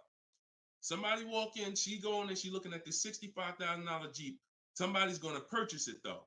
What would be, because I want to show y'all that even at the best discount that you could name, realistic though, you're still going to lose if you purchase compared to somebody who leased. Go ahead, throw some numbers out. What's a big discount? Okay, look. All right, I'm going to make up a number because it's like, okay, 600. No, not a payment. Not a payment. I'm talking about, okay, Aux the Pro said 20%. Now, we already know saving 20% off a new car is pretty much never going to happen, right? We can agree. That's usually never going to happen, 20% off the price. Let's see how much 20% is. So 10% will be $6,500. 20% would be $13,000. So let's say they knock $13,000, an impossible discount. Someday somehow we do something never been done before. They end up getting this car for $53,000. $53,000. Every $5,000 on a loan is how much per month, y'all? Some of you know, some of you seen my videos, some of you been on the show before. Every $5,000 on a loan is about how much per month? $100. Exactly. So let's do this math now. Continuing to drive this point home that there is no way for you to get a great deal when you purchase, but you should have leased. So the same person who just got this unbelievable, never gonna happen discount of 20% off a brand new car, $53,000, what's their car payment? $53,000, car payment's about $1,050 a month. $1,050 a month for 5 years. Let's just say they take another year on the loan. They say instead of a 5-year loan, let's take a 6-year loan. $900 a month for 6 years. Freena's paying $579. Is that sinking in? Type $ if that's sinking in. that, whoa, you telling me, Deshone, the same price that this person just got, and she got a ridiculous lease on it, she's paying $579 a month, even if a person got an never gonna happen discount. I literally just took what my man here on Instagram threw out, and he knew he was throwing out something crazy by saying 20%. Even with the 20%, payments $500 a month more than Frena got leasing it. Now let's do one more scenario here. One more. See, all of this is what I'm teaching. This is in my book. This is why the book is 4.9. Goodreads.com. Thank you to everybody who's reviewed the book, Cars from Home, 7 Steps to Saving Time, Money, and Avoiding Dealerships. One more scenario. Let's throw a used car in here. So we already looked at Frena's deal, brand new, great lease. Second, brand new, never gonna happen discount. Now let's throw a used one in there. Let's say somebody says, you know what? I'm looking for a hold on, I want to put that back up, Dolan. Let's keep that up because we're talking about this scenario. So please put Frena's deal back up on the screen, Dolan. Matter of fact, here I got it right in front of me. All right.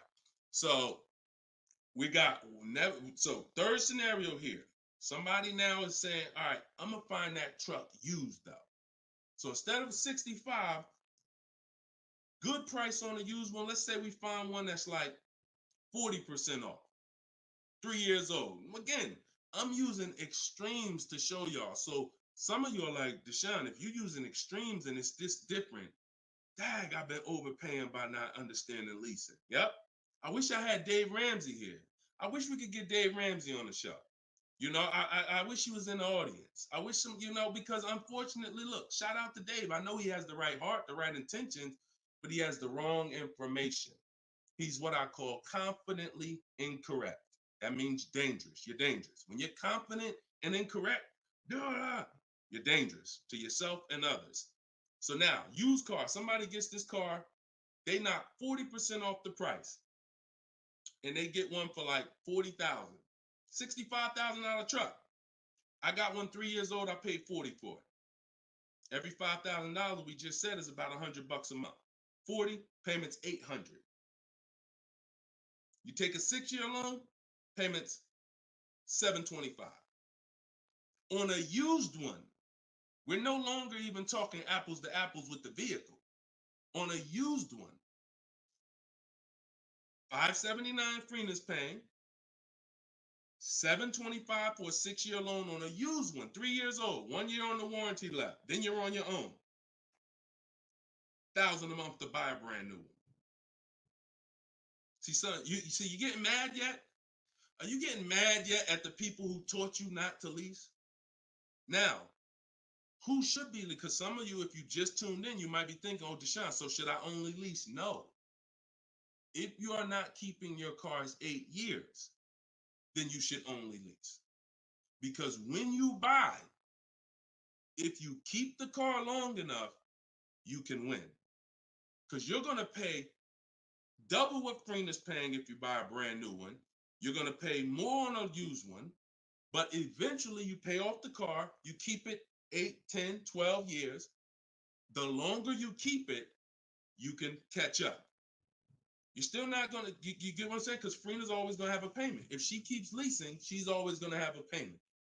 But if you keep buying your cars, trading them in 5 years, trading them in 6 years, trading them in 4 years, you are no way, shape, or form even close to this. You're thousands and thousands of dollars away. There's thousands of dollars more every year coming out of your bank account than someone who understands leasing. Yeah. Tell your parents, tell your cousins, tell your brothers, tell your spouse. This is what I've been ranting about for years, trying to get you to understand. That's why I say there's no way to get a great deal if you don't understand. If your deal's on the wrong foundation, no way to get a great deal. It's impossible, no matter how much you save on the car. Okay? So yeah, we go deep on that today. Good. I'm happy we got a chance to go deep. All right. I see a lot of people typing $signs. You understand. All right, Dolan, shoot the next question up. Skinner, I see you on YouTube, man. It's real. It's real. This is what we do, man. I'm glad we gotta look. I'm the bad news first person, so don't think I gotta share the bad news first, and then but I'm also giving you the olive branch to like you can change this. You can start doing things different. You can start shopping different. You can learn how to make these people big. So go ahead, shoot the next question up, Dolan. Let's keep them coming. We're Thursday. We're live right now, y'all. So if you just jumped on the show, this is our live 12 p.m. show. Type your questions, and can y'all tap the screen on TikTok? Can we shoot those likes up? Can we? If you're gonna spend time with us and you're getting value out of what we're doing, I need everybody who's getting value hit the like button and start tapping the screen if you're on TikTok just to show that. Run those likes up. All right, I see it. See y'all lighting it up already. All right, Facebook, James.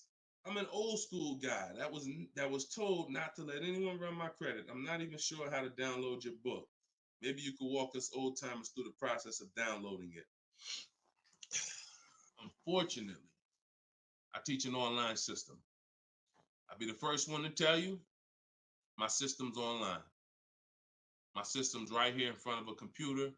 I've worked personally with probably 1,600 people personally in my coaching program since 2021. They got to know how to use a computer.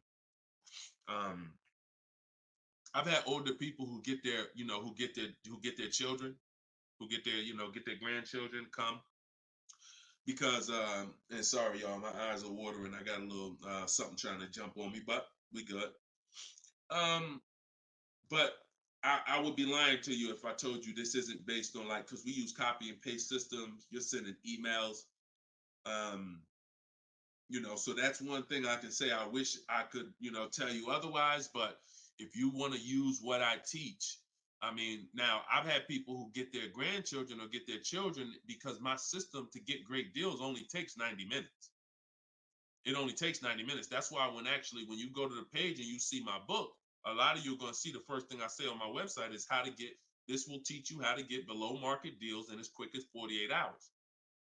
And the time you're putting in to get those deals is probably going to be about 90 minutes once you learn, as I walk you through my 7-step process. But you got to know how to use a computer. So I'm just being real with you. Like, I wouldn't tell you to get the book if you're not comfortable sending emails, copying and pasting, because it is an online system. So I would tell you, call one of your family members who's computer savvy.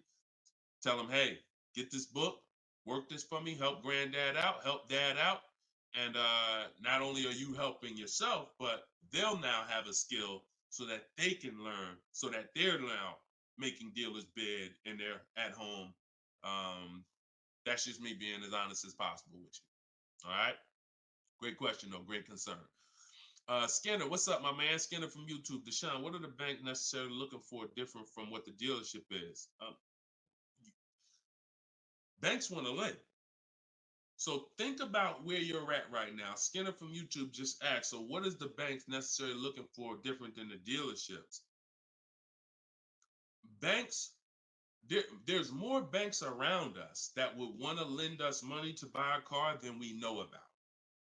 So wherever your zip code is, the reason why I want you using the bank bidding war, which I laid out at the beginning of the show, if you just jumped on, you want to go to YouTube, you want to watch the beginning of episode 6, and I break down the bank bidding war. If you don't have my book, if you have my book, then you know the bank bidding war. Now, it's about letting the people who want to bid, because the dealers, here's the difference. It's your positioning. When a dealer knows you don't have any leverage, you haven't shopped bank offers, you're basically waiting for them to tell you what their bank said. Here's usually the conversation. What is the most interest? What is the highest rate you think they'll take? What is the highest rate that we can actually get them? And it might be 6.2, but at 6.2, we make some nice money on the loan. But that's not the best I could do. But I'm not going to give them the best I could do, because what sense does that make? I'm going to give you the most you're willing to pay. So if I go out and say, look, we got you 6.2, your payment's this. If you don't fight them, then that's what's going to happen. But when you have offers, now what you're doing is calling them and saying, look, I got 5.79 from my credit union, or 5.79 from this online bank. If you could beat it, then I'll give you the business. Not only does this make for a good relationship because you're giving them the opportunity versus saying, oh, I'm not letting you get the opportunity. This person has 7, 10 banks. You give them an opportunity, and this is how you guarantee the best rate. So it's not about they're looking for anything different. It's about positioning yourself so that the dealer is now trying to beat the rate you got versus what I just laid out 60 seconds ago when you don't have a rate in the conversation they're having. Leverage. Leverage. All right, that's the difference. One gives you major leverage to guarantee you're getting the best offer. One, you have no leverage, and so there's no guarantee. And you'll always drive wondering, man, could I have gotten a lower interest rate? That'll always be in the back of your mind. So we want to eliminate that. All right, great question, Skinner. Go ahead, Dolan. Next one. I don't see too many questions coming in on Instagram. Instagram, where y'all at with your questions today? We getting questions from TikTok. I see a lot of them. Let's go. Oh, there's one. Okay, Body by Michelle. When buying a luxury car with cash, when should I let the salesperson know? Okay. The process of what we teach doesn't change doesn't matter what you're buying. We've had people get Maseratis, get high performance BMWs. I know this works because bidding just works. So the first thing you have to do, Michelle, is realize I need to get at least 5 offers, because we're so concerned with how we're going to pay for the car that we're not thinking about which dealer is going to sell us the car for the lowest amount. Now, some of you may have been taught every dealer has the same price. I got this clue when people started saying things like Nissan doesn't have good deals. Hyundai, the deal on the Hyundais right now are terrible. That's either coming from 2 things and they're both wrong that I want you to stop today. Looking at advertisements, commercials, because some people say, Deshone, I look at that. The commercial says that, I got to put down $4,000 if I want to lease that vehicle. That's an advertisement. It's not a deal. It's a custom thing they put together that they want to present to the public. It's not a deal. When you look at what I just showed you with Frina, when you look at Danielle's lease on her Audi A3. She's paying $550 a month, $44,000 Audi A3. She only put her first look. This is her words. Due to circumstances out of my control, I had to lease something quickly. So my program, I told you, as quick as 48 hours, you can get below market deals. This doesn't take days and days and weeks. I took the course last weekend, did all my emailing back and forth because she's in my video program. So I do have my book, and then I have that same book in a video program. You pick. Now, finalized the deal on Sunday, was finally able to pick it up. This is the details. $550 a month. First payment down. Included maintenance, gap insurance, all fees, taxes, registration, 12,000 miles per year. MSRP was $44,000. If we saw a commercial, or if we went on Audi's website right now, that is not what they're advertising for that car's lease. They're probably advertising $479 a month with $3,700 due at signing, plus tax and fees, which would end up, if you wanted to get to this payment, you probably need $5-6 grand up front. That, I'm telling you, stop looking at commercials. Those are not deals. We don't look at commercials to dictate what the deal's going to be. Nothing that I'm ever going to show y'all that people are learning from me is ever going to match a commercial. Second thing that people might be looking at when it comes to what they deem they can get for a car is going into one dealer. That's it. Going to one dealer. What's the price? Oh, wow, that seems high. That's higher than I thought it was going to be. And leaving saying, oh, man, Nissan don't got no good deals this month. No, that Nissan dealer doesn't have good deals.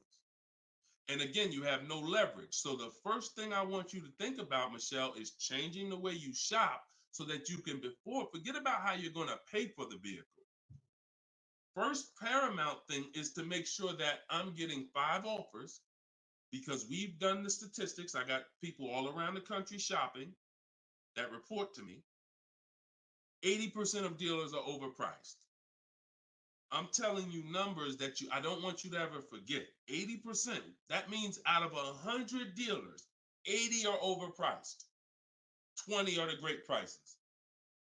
So you're not going to walk into a dealer and get a great price, because you have more of a shot of walking into an 80% dealer than you do a 20%. So you stay at home. You could do it my way, which is in my book, totally online. You use my scripts, use my templates, they're copy and paste. Or if you want to do it your way, you can call around and get several quotes. But you need to get at least 5, because you're going to be amazed how different the quotes are. One dealer's charging $550, another dealer's charging this, another dealer's charging this. Hey, that's a $5,000 difference. That's the way it should be. That's the way it should be. Okay, so that's what you focus on, Michelle. Forget it. If you're going to pay cash, keep that in the background. People walk into a dealership all the time. You see it on internet. They make videos about it. Oh, I'm walking in, man, about to get this Lamborghini. Yeah, I want that black one right there. Boom. All right, write him up. Let's get him out of here as fast as possible before he realizes what he needs to ask. Okay, and he don't want to look like he's negotiating. You're going to overpay all the time. People celebrate the cars, but they overpaying for them. So don't focus on how I'm getting the car. Focus on, let me get these offers so I can make sure I get the best price. Once I get the best price, here's the cash. Okay? Great question. Shoot the next one up, Dolan. We're live, y'all. This is our Thursday, 12 p.m. show. We'll be live for about an hour.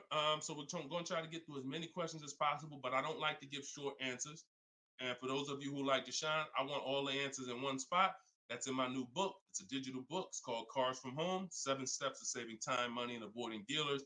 And you can get yours, have everything I teach in one spot. If you get the 75% off price, it's $24. It'll be in your inbox in 5 minutes. You can get it in my TikTok bio. You can get it in my Instagram bio, or on Facebook, YouTube. We got a link in the comment section for you that you can get your copy at 75% off. But it's only for 30 minutes. Once the timer expires, it does go back up to the $97 price.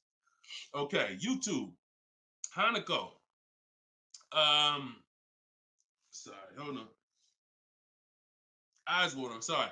All right, YouTube, Hanako. What if you guess incorrectly on what your yearly mileage will be for a lease? Can you renegotiate your lease if you will go over the mileage?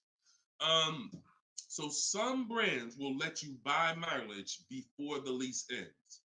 So you can buy them, but I think BMW has it where you can buy the mileage for like 15 cents, but you can't be within like the last 3 months or last 6 months, something like that. So everybody, if you do have that option, you want to call your leasing company and you want to see.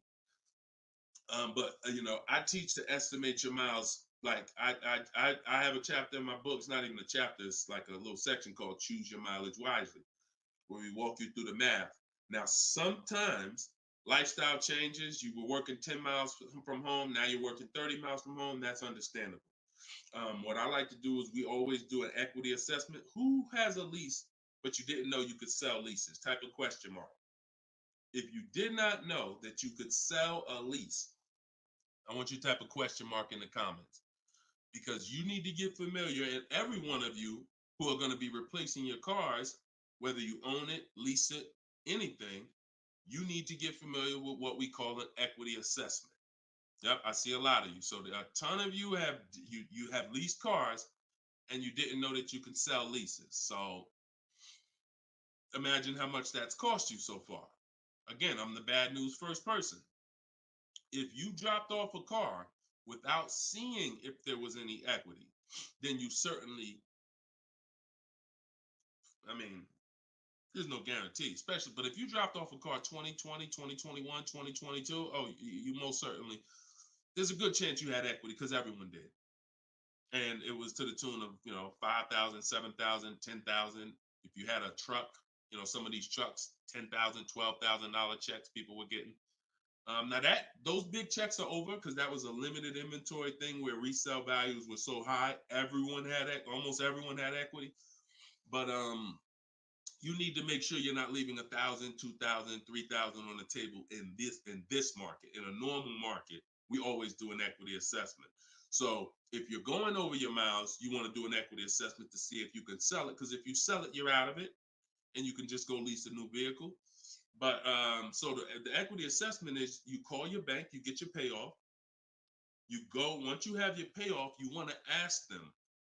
It's only for leases. The second question is only for leases. Do I have a third-party restriction? If they say yes, you just need to make a note of that. If you don't have a third-party restriction, and there's several brands that don't, Chase, Toyota, Mazda, there's still a couple leases out there that don't have third-party restrictions, then you're going to go and you can sell to any of the online bidders, highest bidders. You get all these offers. And look, let me be clear on when you should be doing this. Before you ever think about shopping for a car, you gotta take care of your equity.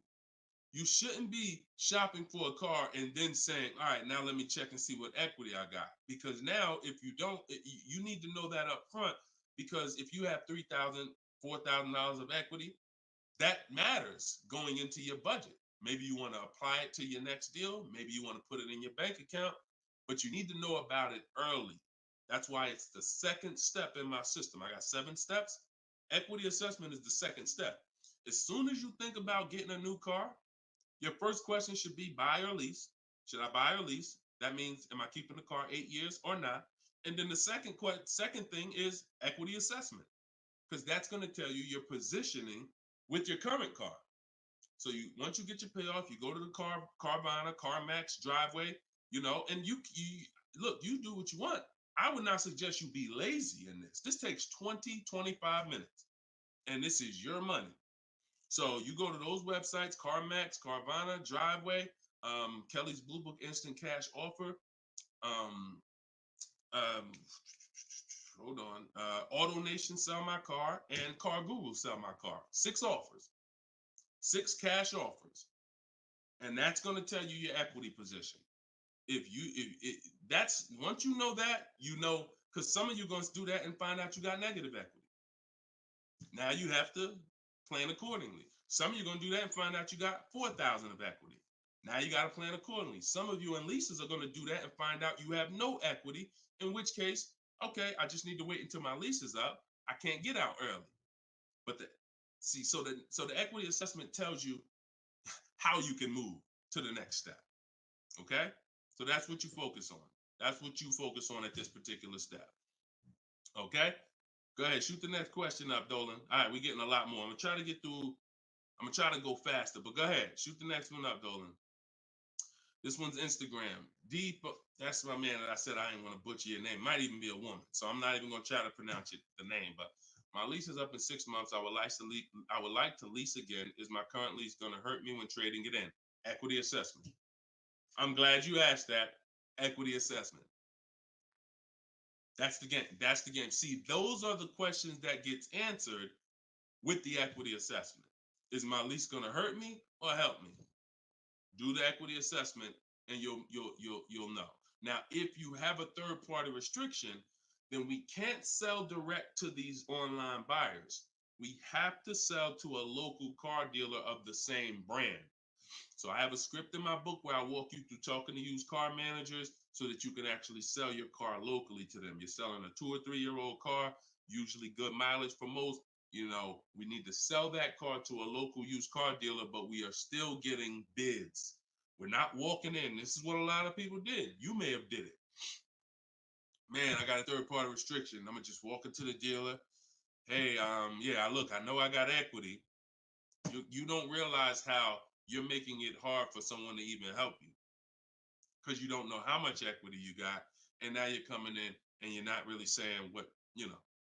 When you're at home and you're talking to managers, you're talking to people and getting offers for that car, you can speak intelligently. And we only talk to used car managers in those cases. But that's only if you have a third party restriction, because some people, another thing they were doing is buying their cars and then turning around and reselling them. Reason I never do that is because, and nobody who's listened to me, even throughout the pandemic, I don't think we had one person do that, is because when you buy, you pay taxes, you pay fees. So yeah, if I had 5,000 in equity and then I buy the car and resell it and then I pay 4,000 in taxes and fees, by the time the title gets to me and all of that, I might break even. When we sell direct to a used car manager or a local dealership, we don't pay those fees. So although they might not pay, they're not going to pay as much as CarMax, Driveway, and any of these online bidders, we still get offers from them because we don't have to. They're not going to pay those fees. We're not. Those fees aren't going to come out of our profit. Okay. Equity assessment. Again, D. I'm gonna just call you D. Go ahead. Next question, Dolan. Exactly. Exactly. Auto advisor. Equity assessment. How'd you come up with the auto advisor? That's so funny. I'm just not used to seeing, I'm not used to seeing anything that says the auto advisor unless it's there's a lot of Deshone the Auto Advisor accounts going around inboxing people to buy crypto. I don't do anything but car education. So if it ain't about Cars from Home, my book, if it ain't about Cars from Home, my video library, it ain't about my coaching program, then it is not me. Stephanie from TikTok. So you can ask any lender, even if they don't work with them directly at the dealership? Absolutely. These people lend money. They don't care about selling you a car. People that lend money want to give you a loan. Good question. Absolutely. Go ahead. Shoot the next one up, Dolan. All right. Everybody getting value out of the show so far? Type dollar signs. Let me see the dollar signs. If you're enjoying and you're getting value out of this show, by the way, for those of you who just came, this is live. This is our Thursday live show. We rebroadcast these shows throughout the day, so that everyone can rewatch them. So you might see a rebroadcast, but Monday, Tuesday, Thursday, and Friday, 12 p.m. and 3 p.m. is when we're actually live. So when your coworkers, your family is talking about car shop, you want them here 12 p.m., 3 p.m. We're actually live Monday, Tuesday, Thursday, and Friday, Eastern time. All right. This one's from Instagram. How do you get a great lease deal? Bids. It's the only way. Because all right, so I'm gonna give you an example of how not getting bids will actually deceive you, and you could possibly think you got a great lease deal. So this is Charles. He got a Palisade. Palisade is probably one of the top 5. Definitely throughout the pandemic, it was probably top 5 most popular, SUVs. People were overpaying, and I don't want to, I don't, you might have one. And, unfortunately, a lot of people overpaid for these, and they're still overpaying for them. So he reached out to 3,500 dealers. Now he used my system. So this probably took him about 25 minutes.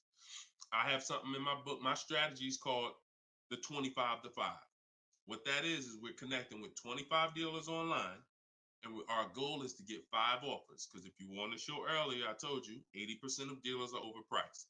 So we're going to get 5 offers, and they're going to be about $150 to $200 apart minimum. Your best offer when you get bids is going to be about $150 per month to $200 a month cheaper. Now, if you're purchasing, hold on.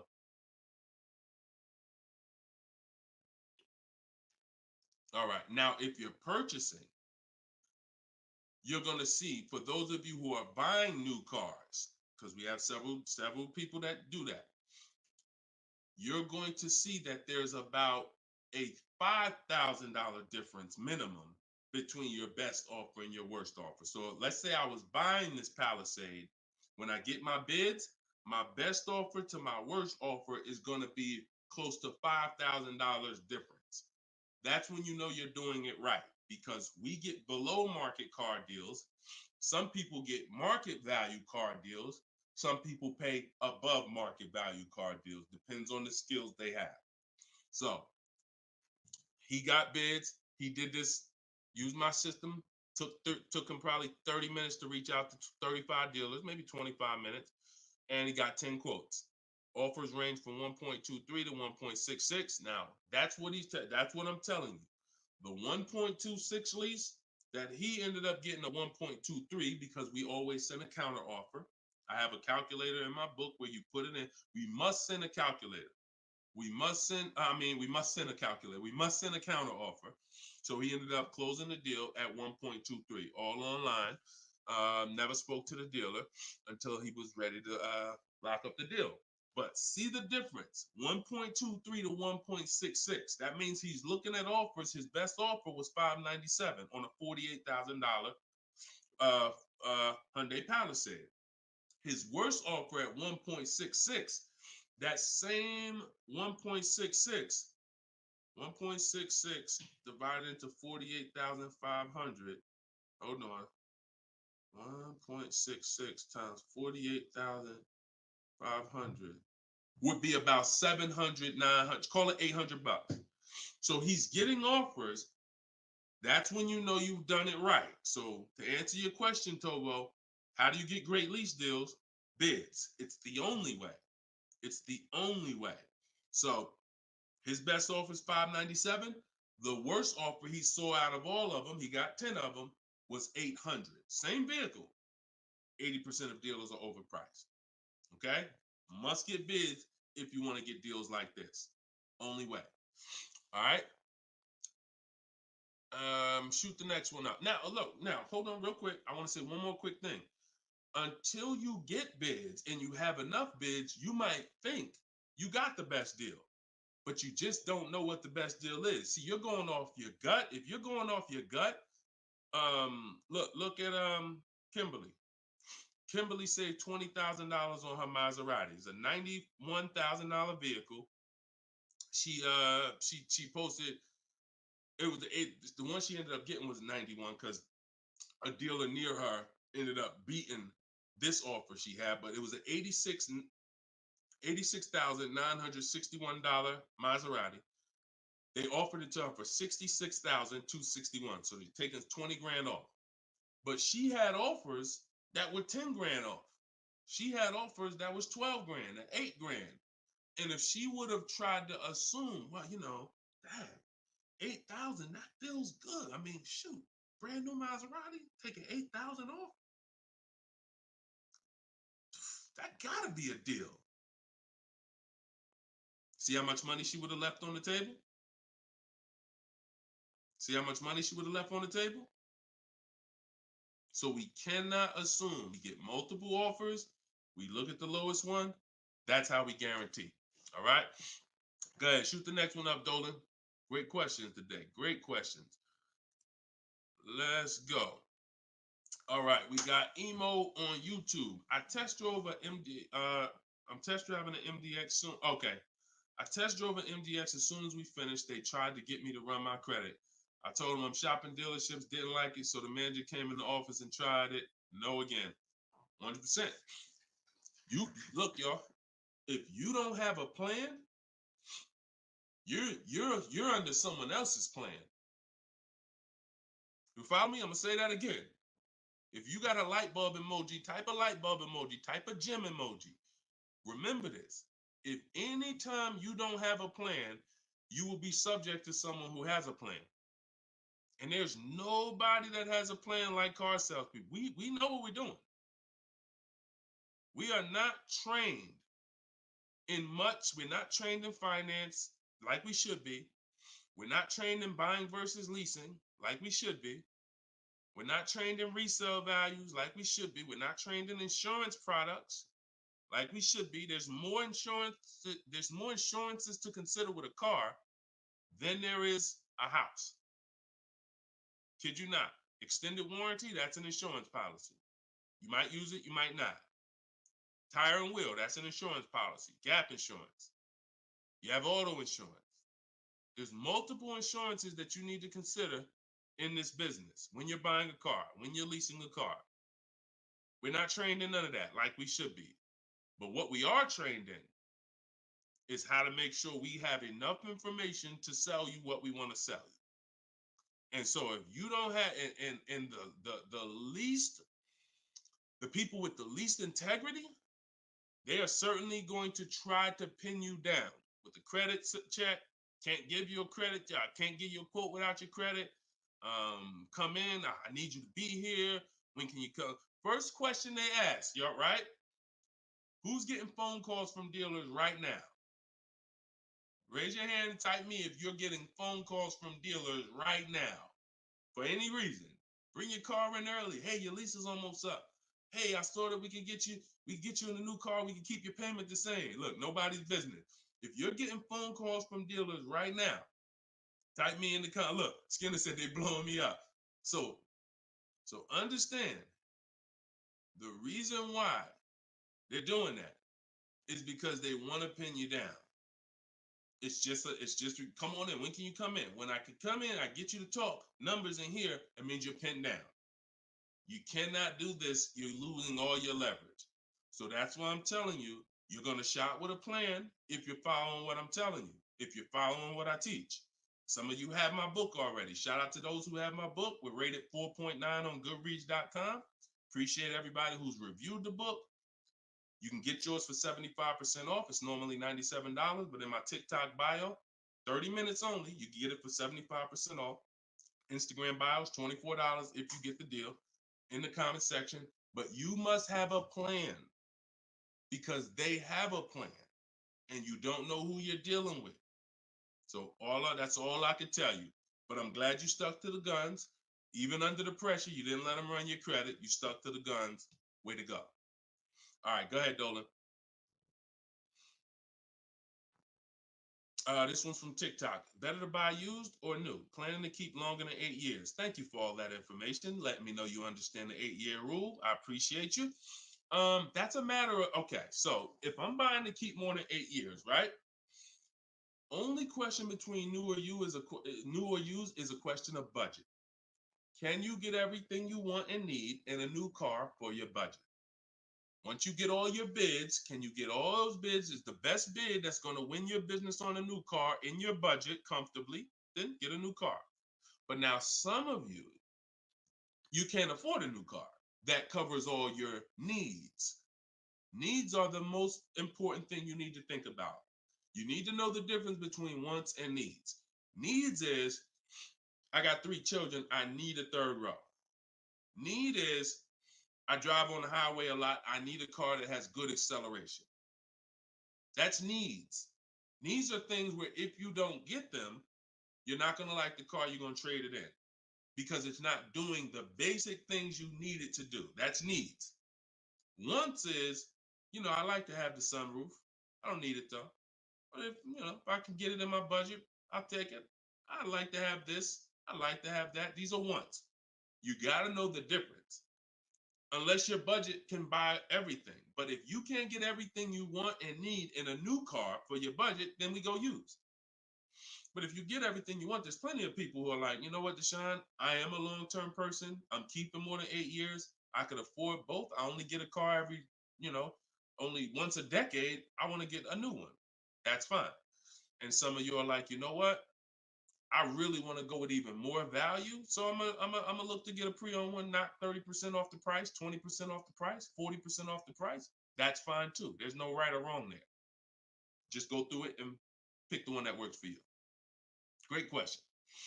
Okay.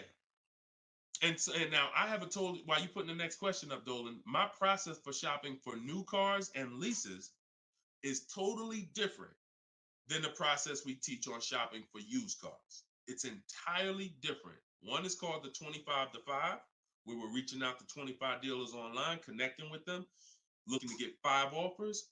The other one is the multiple marketplace strategy, where we're on all the online marketplaces where used cars are, and we're narrowing down. We're looking at the used car market, the low prices. We're turning on alerts on our phone so we get notified whenever there's a new car that pops up. Totally different process. Both are online. But with a used car, we cannot do 100% of our transaction online. Sometimes with new cars, we've had people who never left their house. They just went to test drive the car and everything was done online and the dealer delivered the car to them. That's fine because it's a new car. No one drove it. With a used car, we must test drive. So we can only do about 90% of our process with used cars online. 10% has to be in the dealer. Okay. Miss Dollface on Instagram. When is the best time of the month to purchase a car? There is no best time. And I'm gonna tell you why. I know you pile. What's the time that you've been taught? I want to hear from you. Like, go to your keyboard right now. What is the time that you've been taught is best during the month to buy a car? And we got a bunch of people on here, a bunch of different people. Tell me the time that you've been taught is the best time to buy. And then I'm going to tell you why that's not the best time. Right?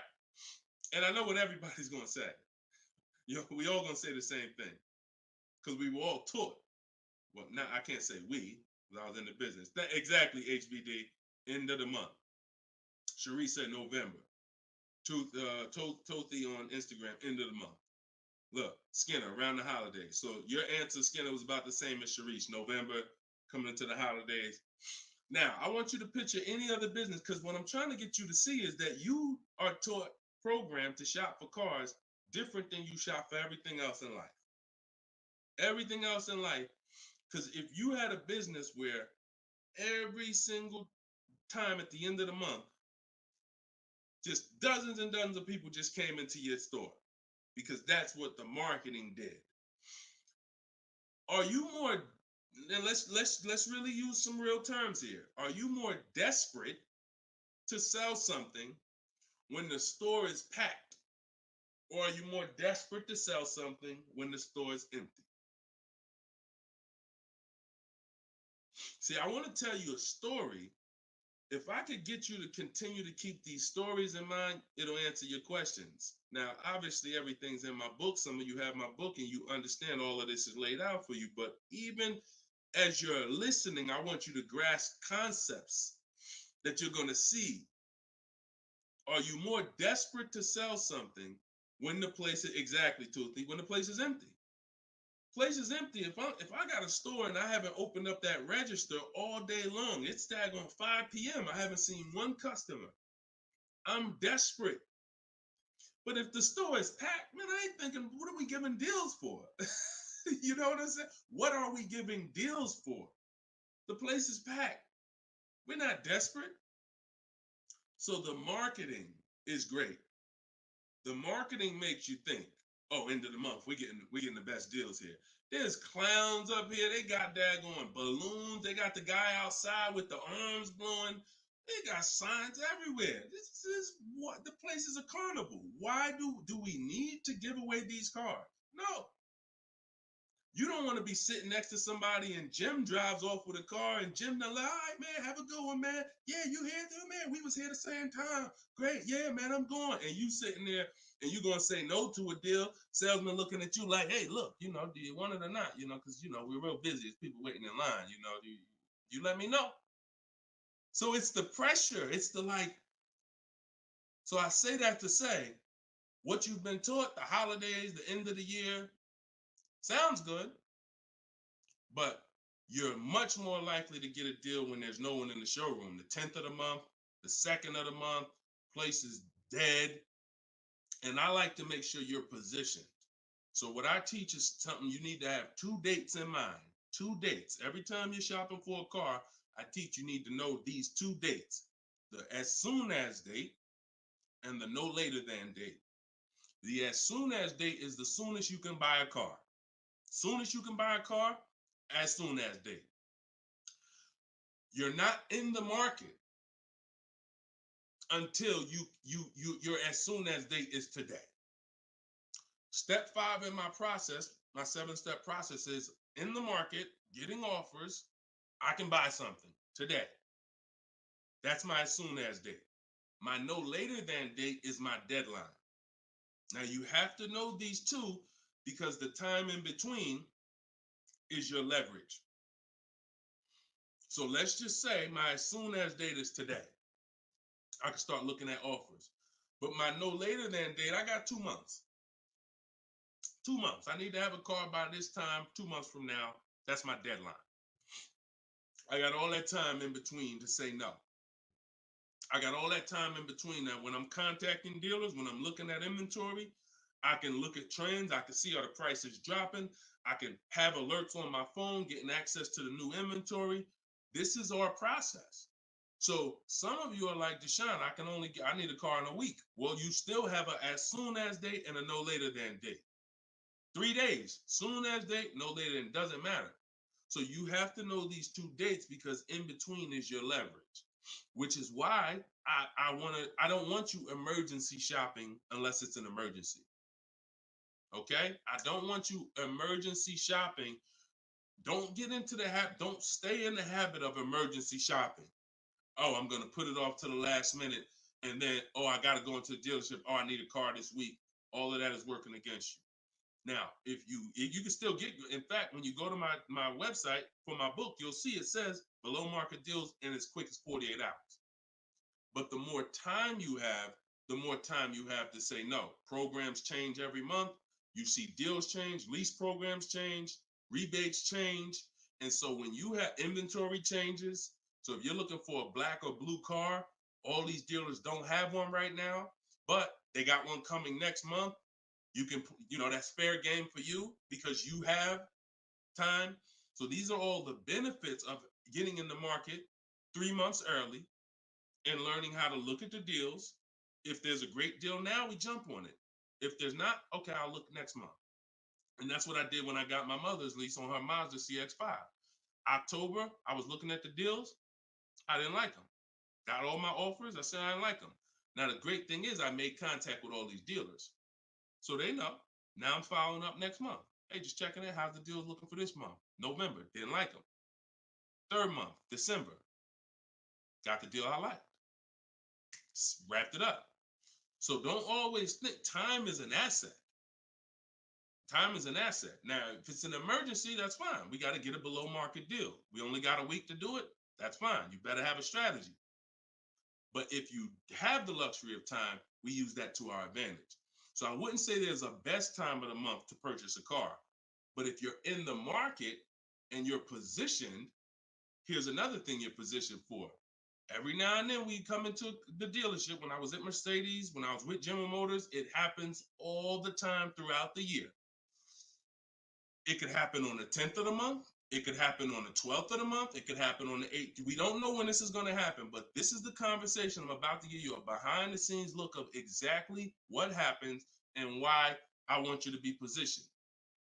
We come in and look at the numbers on the board. Sales manager looks and says, man, we got 20 cars sold for the month. We are way behind our objective. All right, listen, call everybody anybody you got, anybody that's real, anybody that's a real buyer, call them.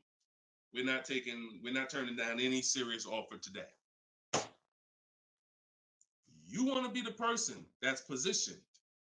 Hey, Jackie, and they're usually emailing us because we don't talk to, nothing that we do requires talking to salespeople. So if you email, hey, Jackie, hey, it's Ray over at such and such.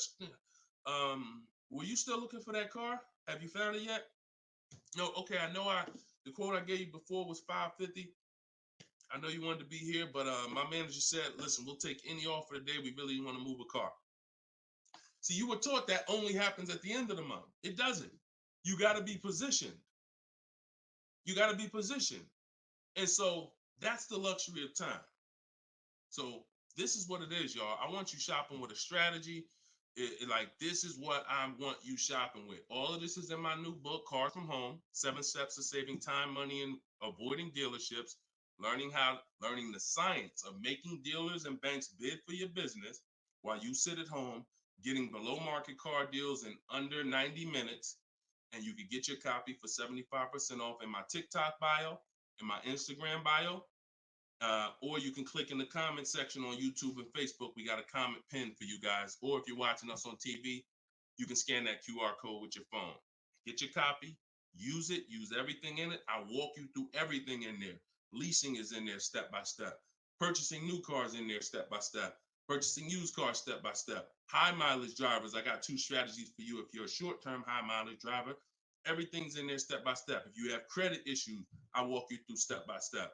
So get your copy. We are back live for episode 7 at 3 p.m. And we'll, like I said, this is not a rebroadcast. We do these live shows Monday, Tuesday, Thursday, and Friday, 12 p.m. and 3 p.m. So we'll be back for our next segment in a little bit if you want to join us.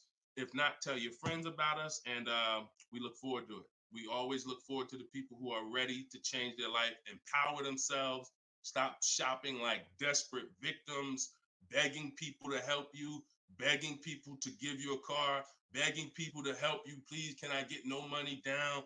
Going in with wrong information. Down payments are illegal. All of this stuff that is just totally terrible. It's no other way to put it. It's just terrible. I want y'all shopping different. I want you empowered. I want you in control. I want you leaving a dealership guaranteeing I got the best price. Sending me email, Deshone, look at this deal I just got. I got all these offers. Look at this used car I just got. I got 40% off the brand new price. That's what I want you emailing me. Empowered, and that's what we're going to get to. God bless y'all. I'll see y'all on the next segment. Shout out.